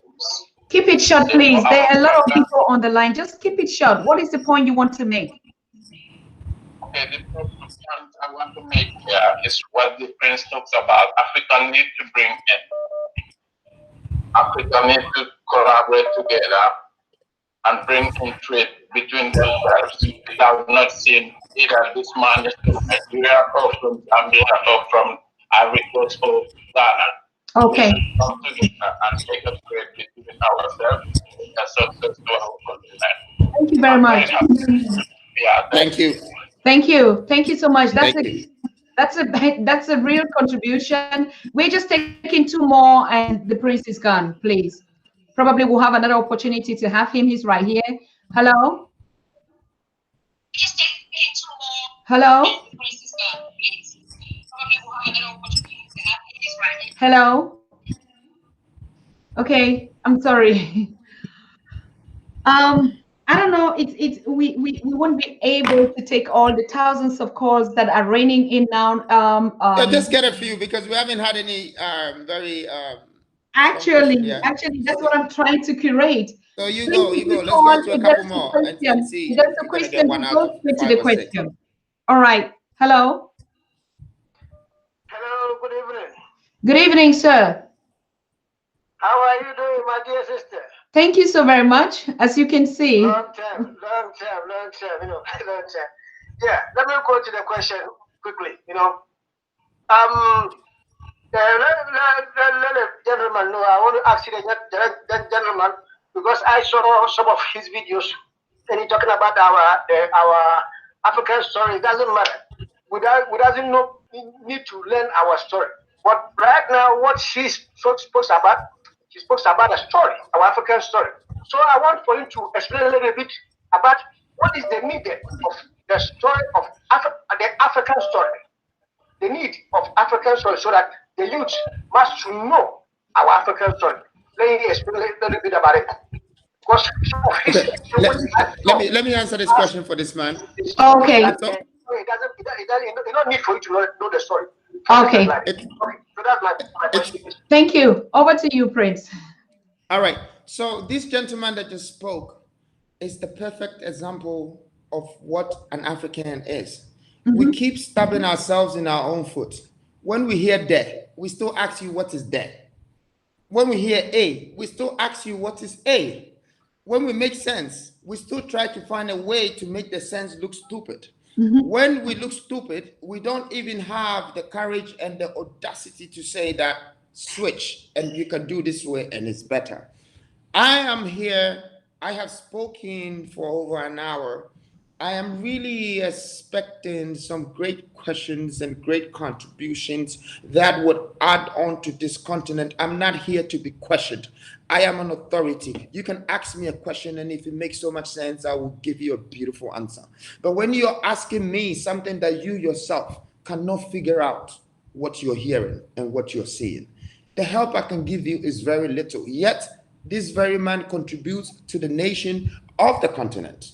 He is part of the force that I stand for and I work for. And I'm not mad at him, but I want people to understand that why and how, I want to use him as the perfect example, how white people and other people see us. They see us sometimes that our IQ is low because, we don't pick points from whether lectures, discussions, and businesses, and use those points to connect or cross the T's and dot the I's and connect ourselves to other world or other people. We have a way to just find an excuse. Justification. A complaint or an excuse. But this is Africa's main problem. Excuses, complaints, and blames.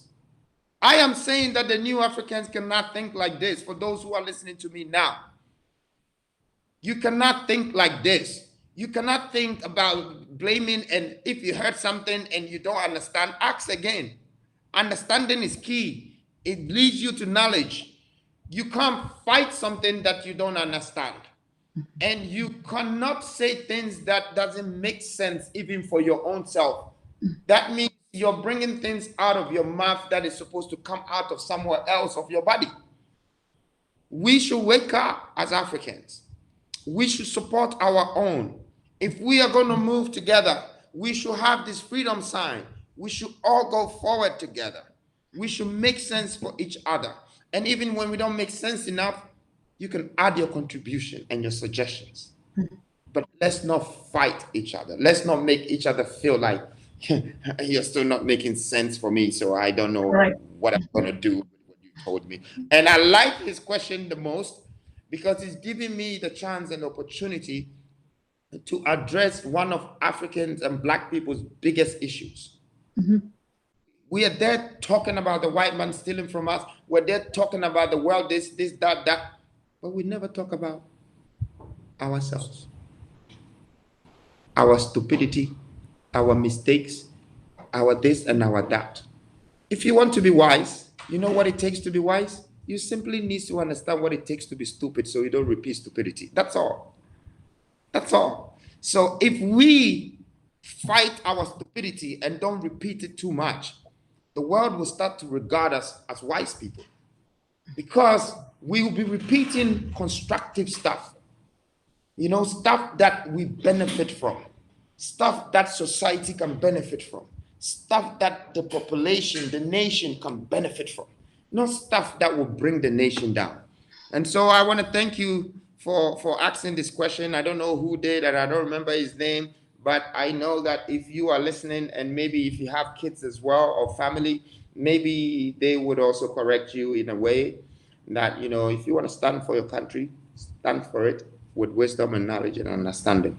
Don't stand for it with aggression, with stupidity, with battle. You can't battle your own people.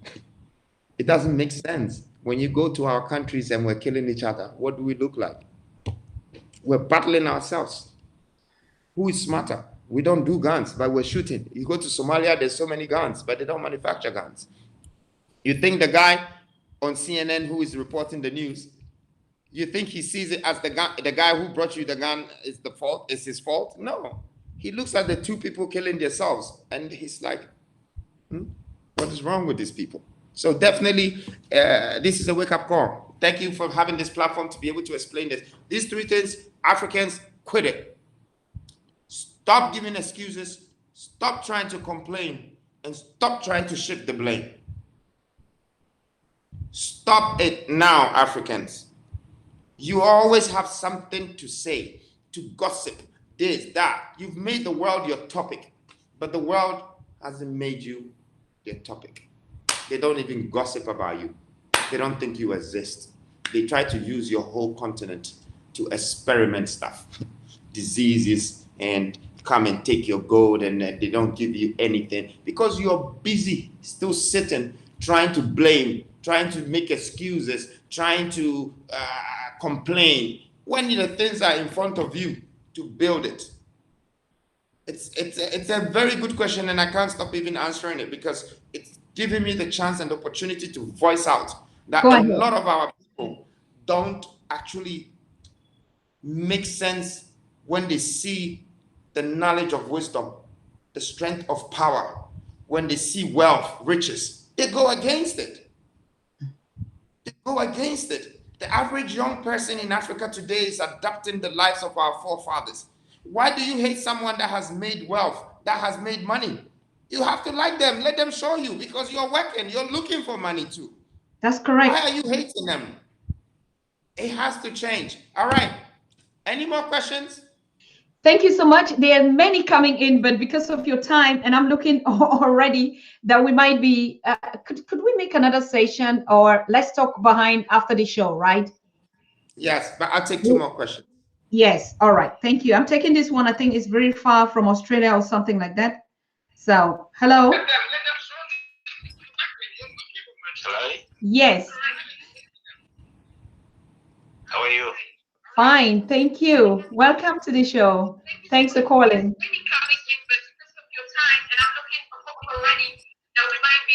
Actually, my name is Kwame. Yes. My contribution is this, guys. I already appreciate his contributions. The problem is you're watching the show and you're trying to call. That's why you're confused. If you turn up the other volume, then we can answer your call, sir. I'm so sorry. Okay, that's all right. Okay, that's all right. I'll put it down. Thank you. Okay. Yes. I'm actually talking to this guy. I appreciate his call and his contribution towards Africans.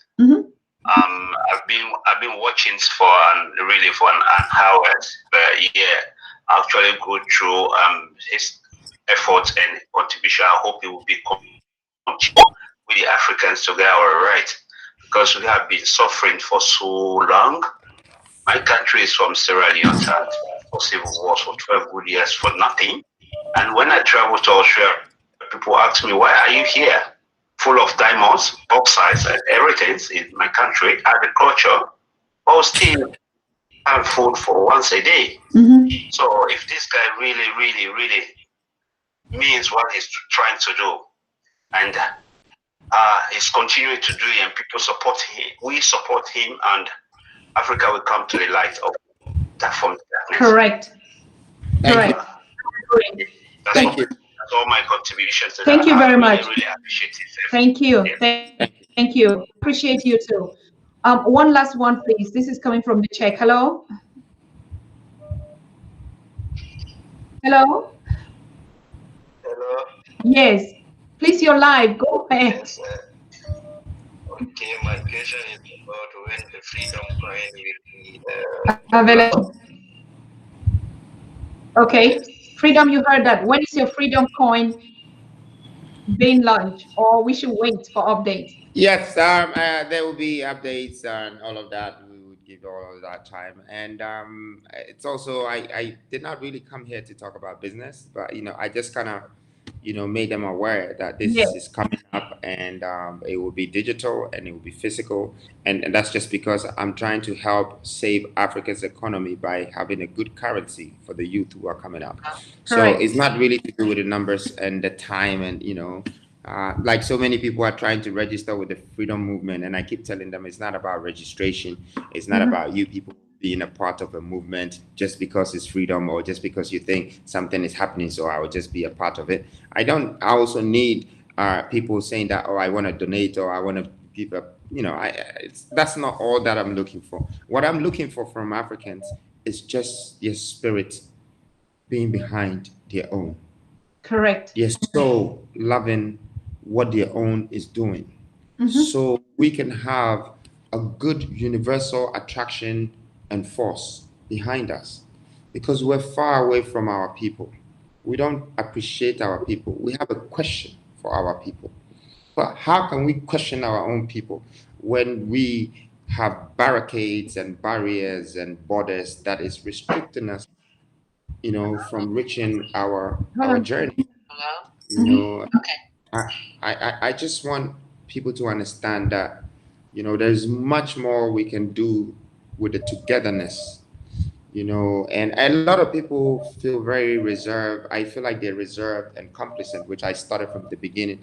And you can hear from the average African when they get on the phone to ask a question.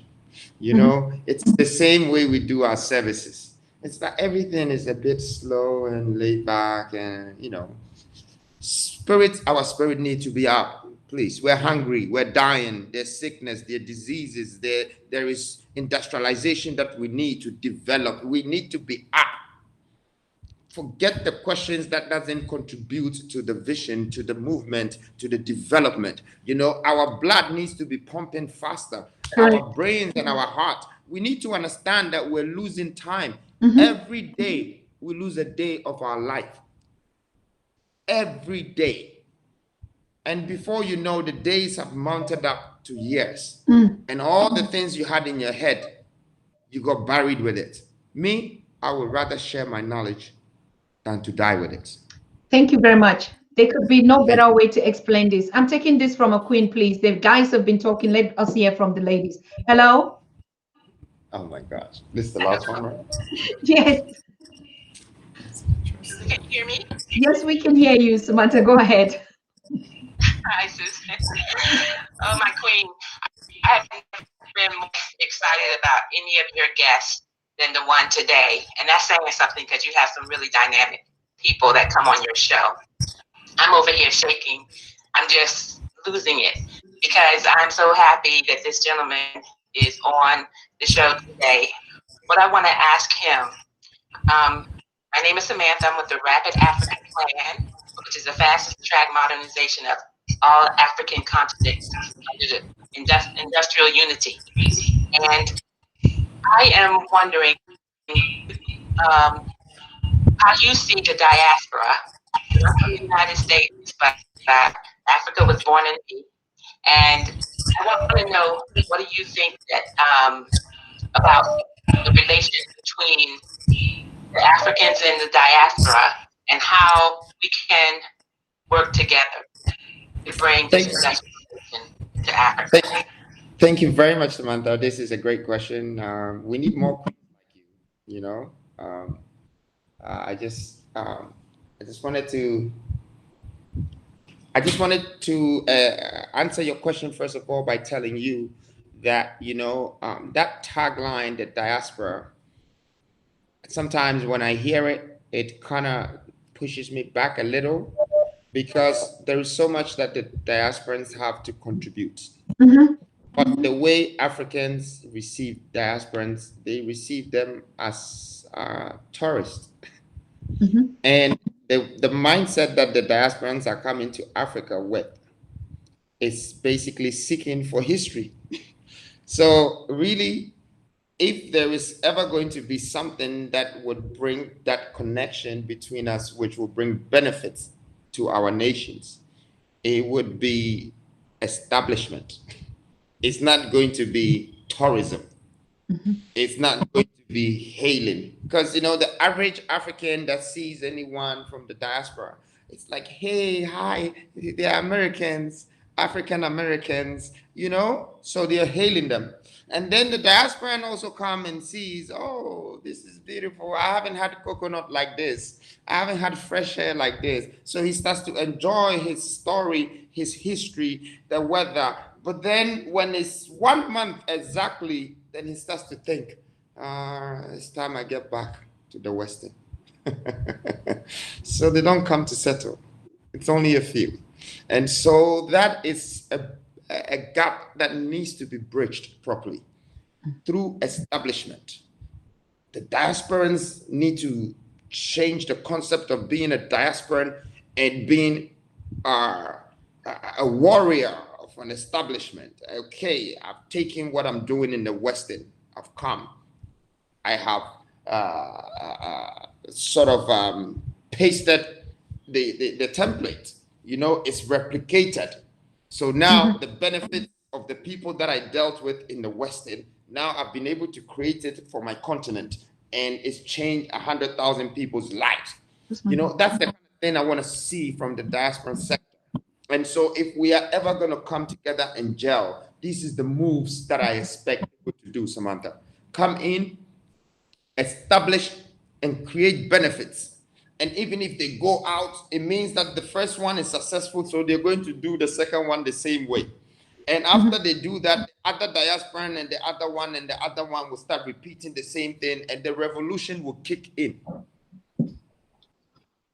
So I see it happening that way. Osman is back. I haven't been seeing you so much. I hear your phone is giving honestly, that's why I was checking if Osman is back. Osman, what are the challenges you've been having out there, please? I mean, we couldn't reach you. Oh, so coming in, going now. What is going on? No, actually, I've been on different conferences today, and my phone is just, I mean, I don't, it can't sustain it anymore. So I had to go off on and stuff. But, but Osman just came to also like, just introduce, because, you know, Osman got me on this show. He said, you have to go on this show. And then PLO said, yes, okay, if Osman is saying it, okay, I'm signing underneath, I'm signing, so you have to.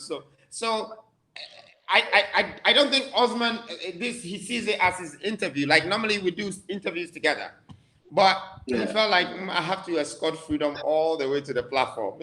Before that, he even told me that, look, I'm going to go there 30 minutes before you come, so, you know, we can have a light discussion. So don't think that I feel any way about it, that you're not here supporting me, but, you know, our voice plays the same roles. What your voice impacts is the same thing that I envision that my voice should also impact. It's the same nation. We're one nation. We are one people. And our agenda is aligned. You know, there are things that Osman says that makes what I aim become complete. There are things that I say that also can awaken something in Osman to add to what he already knows. And this is the contribution and the connection that I'm looking for in Africans. You know, the leadership of Africa, it should be based on that connection, that synergy, that energy, that spiritual aligned kind of thing, and not some sort of written certificate from some unity or some entity or some organization. I don't know, but that's not what we want for the younger generation. We don't want to be controlled by some sort of, I am United Nations. I probably would not see any other United Nations. I'm in my country and I see white people, black people, Chinese people, Indian people. I'm in Africa. That is United Nations for me. We are the one United Nations on our continent. So I don't need any certificate. I can already see that we're United Nations. I know my position very well. What is left to do is how am I going to use these people as a nation that is being united, whether as a labor force, whether as an industrial power, whether as a political power or corporate power. This is the decision that the young generations are yet to take. And we're not going to wait for anybody to come and certify it for us. We already know what time it is. Correct. I think, Osman, what was the motivation? I mean, you saw, you met Caesar and you said, freedom, you have to come to your people. You have to come home and address your nation, your citizens worldwide, isn't it? Yeah, thank you so much. So basically, I came to meet him through a good friend of ours, who is Timmy Frank from Nigeria, who is equally another contributor into the movement, and also someone very straightforward in bringing a new perspective and giving young Africans hope and etc. And Nana himself actually invited me in Ghana, and it was just amazing being there with him. But that was not sufficient enough. We had to organize a whole trip to go and meet PLO Lumumba together, just to receive, work on strategies, work on different meetings, work on plans, because most of the things that he has been talking about today, these are things that are practical. We have seen his projects already. I have been there, and that is what we want to see in Africa. We want to sift from the discussion to show people practical aspects of things that can be attainable in the continent and how we can expand on that. These are things that we can do, and we will do our best to make sure that we reach out to other young Africans, that all of us have to be on board in making sure that the development that we all desire as a people is realized. Indeed, this was a learning point for me. It is true. I even called him this morning and said, you know, Freedom, the show is yours. I'm just gonna come earlier and I'm going out. So I was happy going through and listening to this whole thing. It was really important for me. And you know, brother, we'll connect after this and we see what we can do. Thank you. Always, always. You have such greatness in you. Our connection is infinite. You know, I want that inspiration and that impactation to be transcended onto generations. You know, it's great minds coming together brings great results, positive results. And I want that to be one of the things to develop the mindset of the new Africans. Let's start to see the greatness in our own. And let's stop barricading ourselves with whether I'm from Ghana or you're from Gambia, so there's no connection. No, the true connection is there. You know, when I was in Kenya, I met a young guy in the children's home, and I decided to pick him and educate, pay for his education and everything, because when he's 18, I want him to be one of my security with secret services. You know, I want to create something, but why do I go to Kenya and pick someone? It could have been from my country. No, we're one. We should be able to give opportunities to each other. We should be able to share our knowledge. We should be able to connect our leadership from different parts of the country, different parts of the continent, and make our continent become one nation, one strong continent that will contribute to the global economical power, that we will have a say in the world's movement. We will have a say in the world's economical forum. The world will not have a say in our doings, in our livings, and in our struggling and our success. The world would have to play along with us because we're part of the world. We shouldn't be sidelined. We are part of the world. We contribute to the existence of this world. This is what I have realized. This is what God has made me realize, that I didn't bring you here to just go and do some business or open some company or go and sit on some chair because somebody said they're going to make you a president because this. No, I brought you here to really connect the dots and bring humanity together and make sure you establish values in them and let them realize that where we came from is the same place we're all going. So there's no point us changing directions and changing our visions, and you know, our destinies will be different or no, or what. If only we die without being able to change or make a change or add value to our people or change the existing situation and make it better, that's when our soul will forever feel like I could have done better, but I chose not to. So all of those Africans out there who are listening to me now, this is the biggest achievement. It's not the house you're going to build. It's not the car that you're going to buy. It's not the clothes that you're going to wear. It's really the impactation, the change, the value that you added to society, to humankind, to people, to your country, to your continent, to your race and to your color, to your culture, to the things that you revived and be able to put it in a better pedestal, to the value that you added to humans, that they remember you for as an investment. That's his legacy. And I want to urge all Africans to start thinking towards legacy and not materials and not money. So I would like to use this opportunity to thank you very much, Dr. Susan, for giving me your platform to be able to express myself to my own Africans. I want to say a big thank you, Osman, to even give me the opportunity and telling me that I have to be here and share my voice. This connection is great. I don't have the opportunity to even broadcast myself, you know, like somebody came here and called me a ghost because they can't find me. I don't have the opportunity sometimes to amplify this great knowledge that I want to share with everybody. So I am very, very grateful and privileged for this moment. For those who don't, yeah.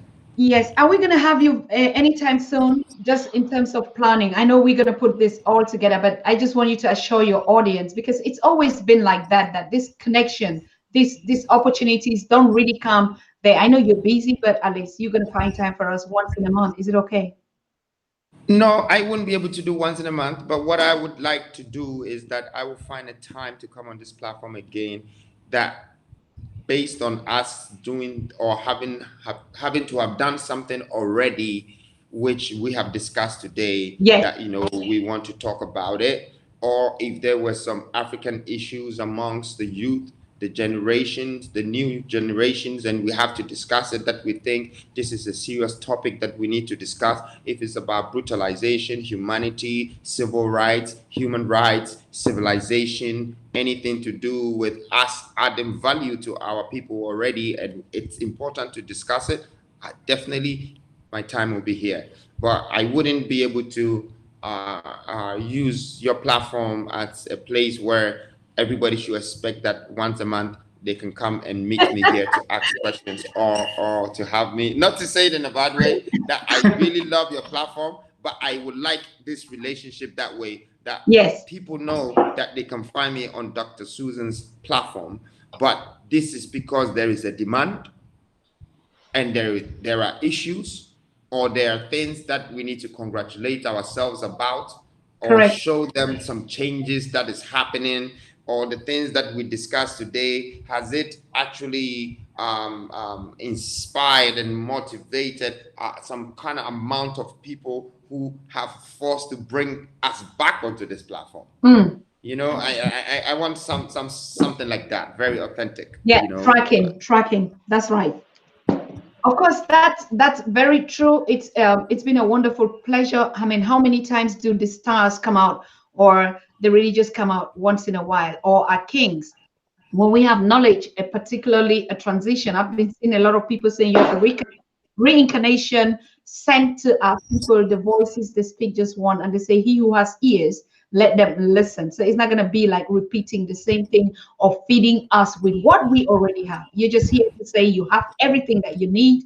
All I just came is to spark it up and let your light shine. So we want to thank you. We congratulate you so very much. And Osman, hey, it's a shout out. You're just replanting what you already planted, right? And we're grateful to have you here. We'll be reaching out, like you said, if there is a community problem that we need to fix and we don't have that knowledge and the wisdom, and we need to seek advice and consent and way forward, definitely we'll be reaching out back to find out your own space. But of course, we also have to protect and to know that you are all safe. It's not just giving, like you said.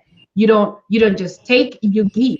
But we also know that those who give also need a lot of affection and time and concern. So it's a kind of a bundle of things. You're giving a lot of energy. You're building a whole nation and a people. And I think, of course, it is also of that level that we give back to all our kings and protect them. So our regards to the queen in the palace, and our daughters and our princesses, and the community that you're all sitting on. I want to assure you, you've been here. It's not a coincidence. You've been here exactly because your ancestors brought you to address your people. And now you start hearing stories from the diaspora, not stories and complaints. Remember, part of you was taken away from you. And that should be one of the questions that you start thinking, how do I bring back that part of me to make it a whole complete? Because the diaspora, no matter what we say, no matter how we do it, they have got to get access to land. They have got to get access to practical things. They can be goodwill. They can be all motivated, but there's just still some things that we will need to fix. And I think being a bridge and a voice out there, we can count on you to make some of those reforms and recessions happen, as the kingdom and the king and the prince of Africa. It is just by our duty that we'll always reach back to you when we need more. So thank you. Okay. Thank you. I just want to touch something on what you just said. Go ahead. One of the things about the Freedom Jacob Caesar website, you see the Freedom Bridge. We've paid a lot of money for the ancestral genes and all of this, tracing back to your roots, DNA. And I decided to do that for people to just discover things, and that's for free. It's Freedom Bridge. So definitely it's another way of bringing our people back and everything. But here's one thing. I don't expect everybody that is out there who is become American or Jamaican or Jafaican or whatever that they have become as a black person to come back to Africa. I just want them to know about their roots. I just want them to understand the value of their color as being black and know that the roots of blackness came from Africa. Because I also understand them very well that wherever you dwelled, wherever you grew up, wherever that you were brought up, that's your world. That's the world you understand better. Correct. So I know it's going to be very difficult to have everybody moving across into Africa. This is not the Moses days. This is the Freedom Jacob Caesar days. I would respect them to still have their space, to still be a part of the Western, but also be a part of Africa, because we have to think like universal human beings and live life for the sake of it. We have to contribute. And I just want the diasporans to know that for me, Freedom Jacob Caesar, the only thing that I see two in one is that no matter what you do, you're black and you're African. And that's what I stand for. Thank you very much. Thank you. Thank you so very much. It's been a pleasure, and thank the viewers, and we would keep in touch with you. God bless you and your family and your initiatives, and we are here for you. We know the new Africa has been born, and we'll keep in touch. Bye-bye. Thank you so much. Thank you, darling. Thank you. Thank you. Osman.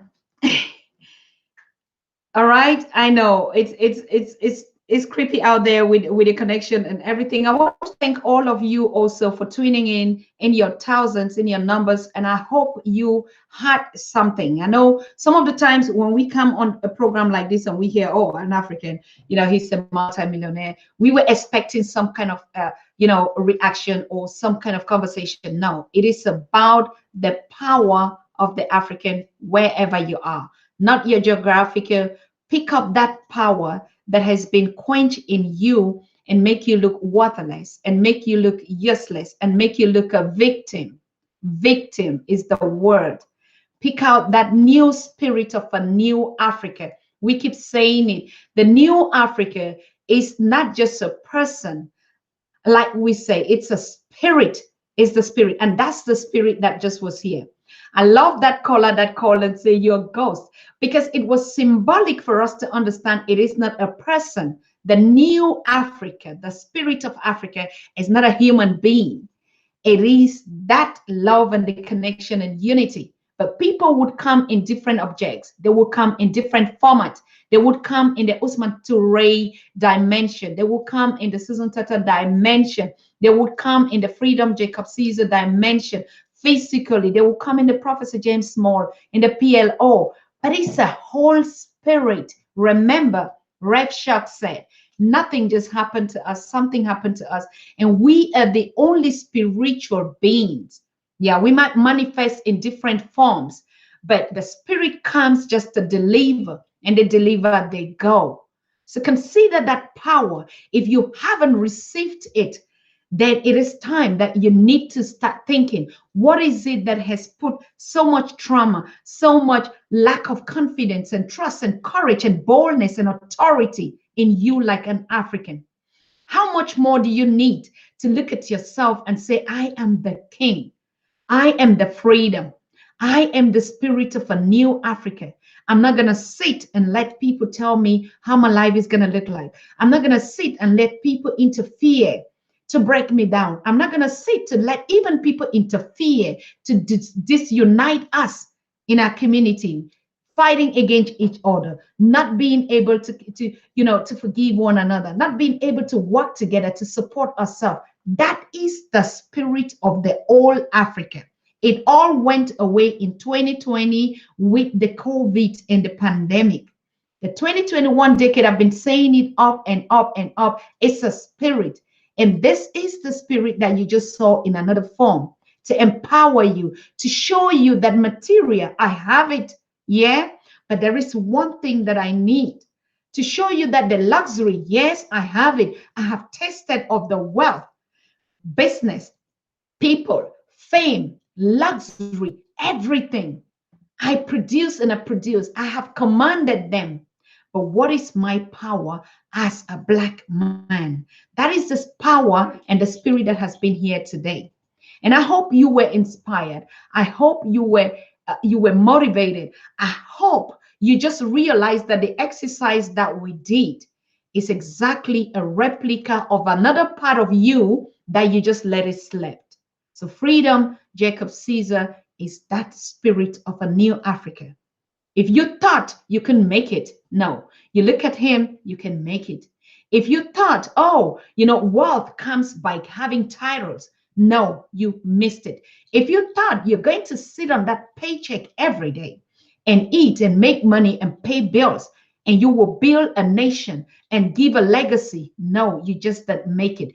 If you thought, oh, because I'm out here now, I'm a German by nationality, and so I can get my life, I have my health insurance, I can ride a car and can do that, and you forget about your people and where you come from, and you forget to put your race and your nation and that power in front above anything, you just missed it. That is the spirit of a new Africa. And that face of Africa is you all. The black face is the face of the new Africa. I hope you got it. I hope you had it. If you did not, please make sure you relax. Watch this video over and over. If you miss an episode on the Pan-African Daily TV, please, you must have missed something in this decade. Make sure you subscribe as you're watching me. Just click the subscribe button on the Pan-African Daily. It's the red sign. It means click it, you are subscribed. You don't need to fill any formula. You don't need to do anything particular. Just click the subscribe button. And you know what? If you click it as you're watching me from anywhere that you're watching, you have the spirit of the new Africa in you. You're not doing it for me. You're doing it for yourself. You're doing it for that legacy. Now, we just did a production, and what did he say? We're going to keep it. And that's what we do on the Pan-African. Build the data and keep it for a legacy for our generation. Tomorrow they will watch, there will be empires. They will build the nation of Africa, the great nations that our ancestors built. So who taught us that we can do it? Who taught you, an African, that you can do it? Who taught you to walk among races and put your face down? Who taught you that you are a lesser human being than any other person? Who taught you that? We intentionally did this show to make you understand you are untouchable. You can build that empire. You can spark up that fire that you have in you. You can just be who you are. It doesn't matter that you have to cross back. It doesn't matter that you have to die in the ocean. Of course, that is the brain that was taken from you, the power that reduced you to just be a worker, to just be a beggar, to just be a cleaner, to just be a title owner. No, you are more than that. You are a spirit. You are a God. You are a creator. You build nations. They stole from you. How could you become a beggar? They stole from you and they're still stealing to make their nations, to barely survive on you. They beg, they need everything that we are. The spirit of oneness, of love, of unity, and empowerment and enrichment is born and given to you. I want to wish you a very pleasant evening. Thank you for calling in. Thank you for joining the show. Make sure you click and subscribe, and we're taking Africa to another level. It is your job. It is mine. It is our time to do it, and the time is now. So bye-bye. Take care of yourself and stay blessed, and we stay connected. Now we're coming back live on Tuesday. Tomorrow we are off, as you know. Monday we are off to thank the new energy. But you know what? We take your questions. You can message us. Yeah, you can send us a text on our platforms. You can also WhatsApp up. We might not respond to when we are off, but we definitely would give you an answer. And you know what? Stay tuned on the Pan-African Daily TV Facebook page as we drop content every day, even during our days off. And if there is a breaking, even though we are off, we would come live. So that's the reason you need to just subscribe. Join our campaign, 121 hashtag 1 million subscribers. That is the new spirit of a new Africa, and the face is you. Good night. Bye-bye, and good morning to all of you. And we wish you a pleasant day. We see ourselves again on Tuesday. Stay safe and healthy. God bless you.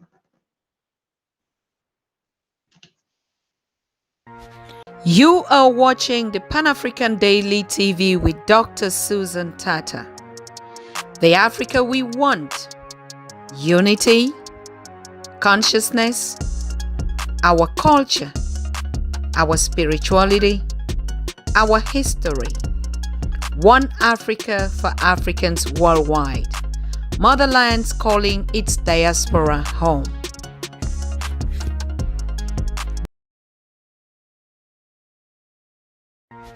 You are watching the Pan-African Daily TV with Dr. Susan Tata. The Africa we want: unity, consciousness, our culture, our spirituality, our history. One Africa for Africans worldwide. Motherland's calling its diaspora home. Join my voice. Join my team. Join my campaign. Campaign 21 hashtag 1 million subscribers on the Pan-African Daily TV YouTube. Be a volunteer. Apply now. Be the new Africa.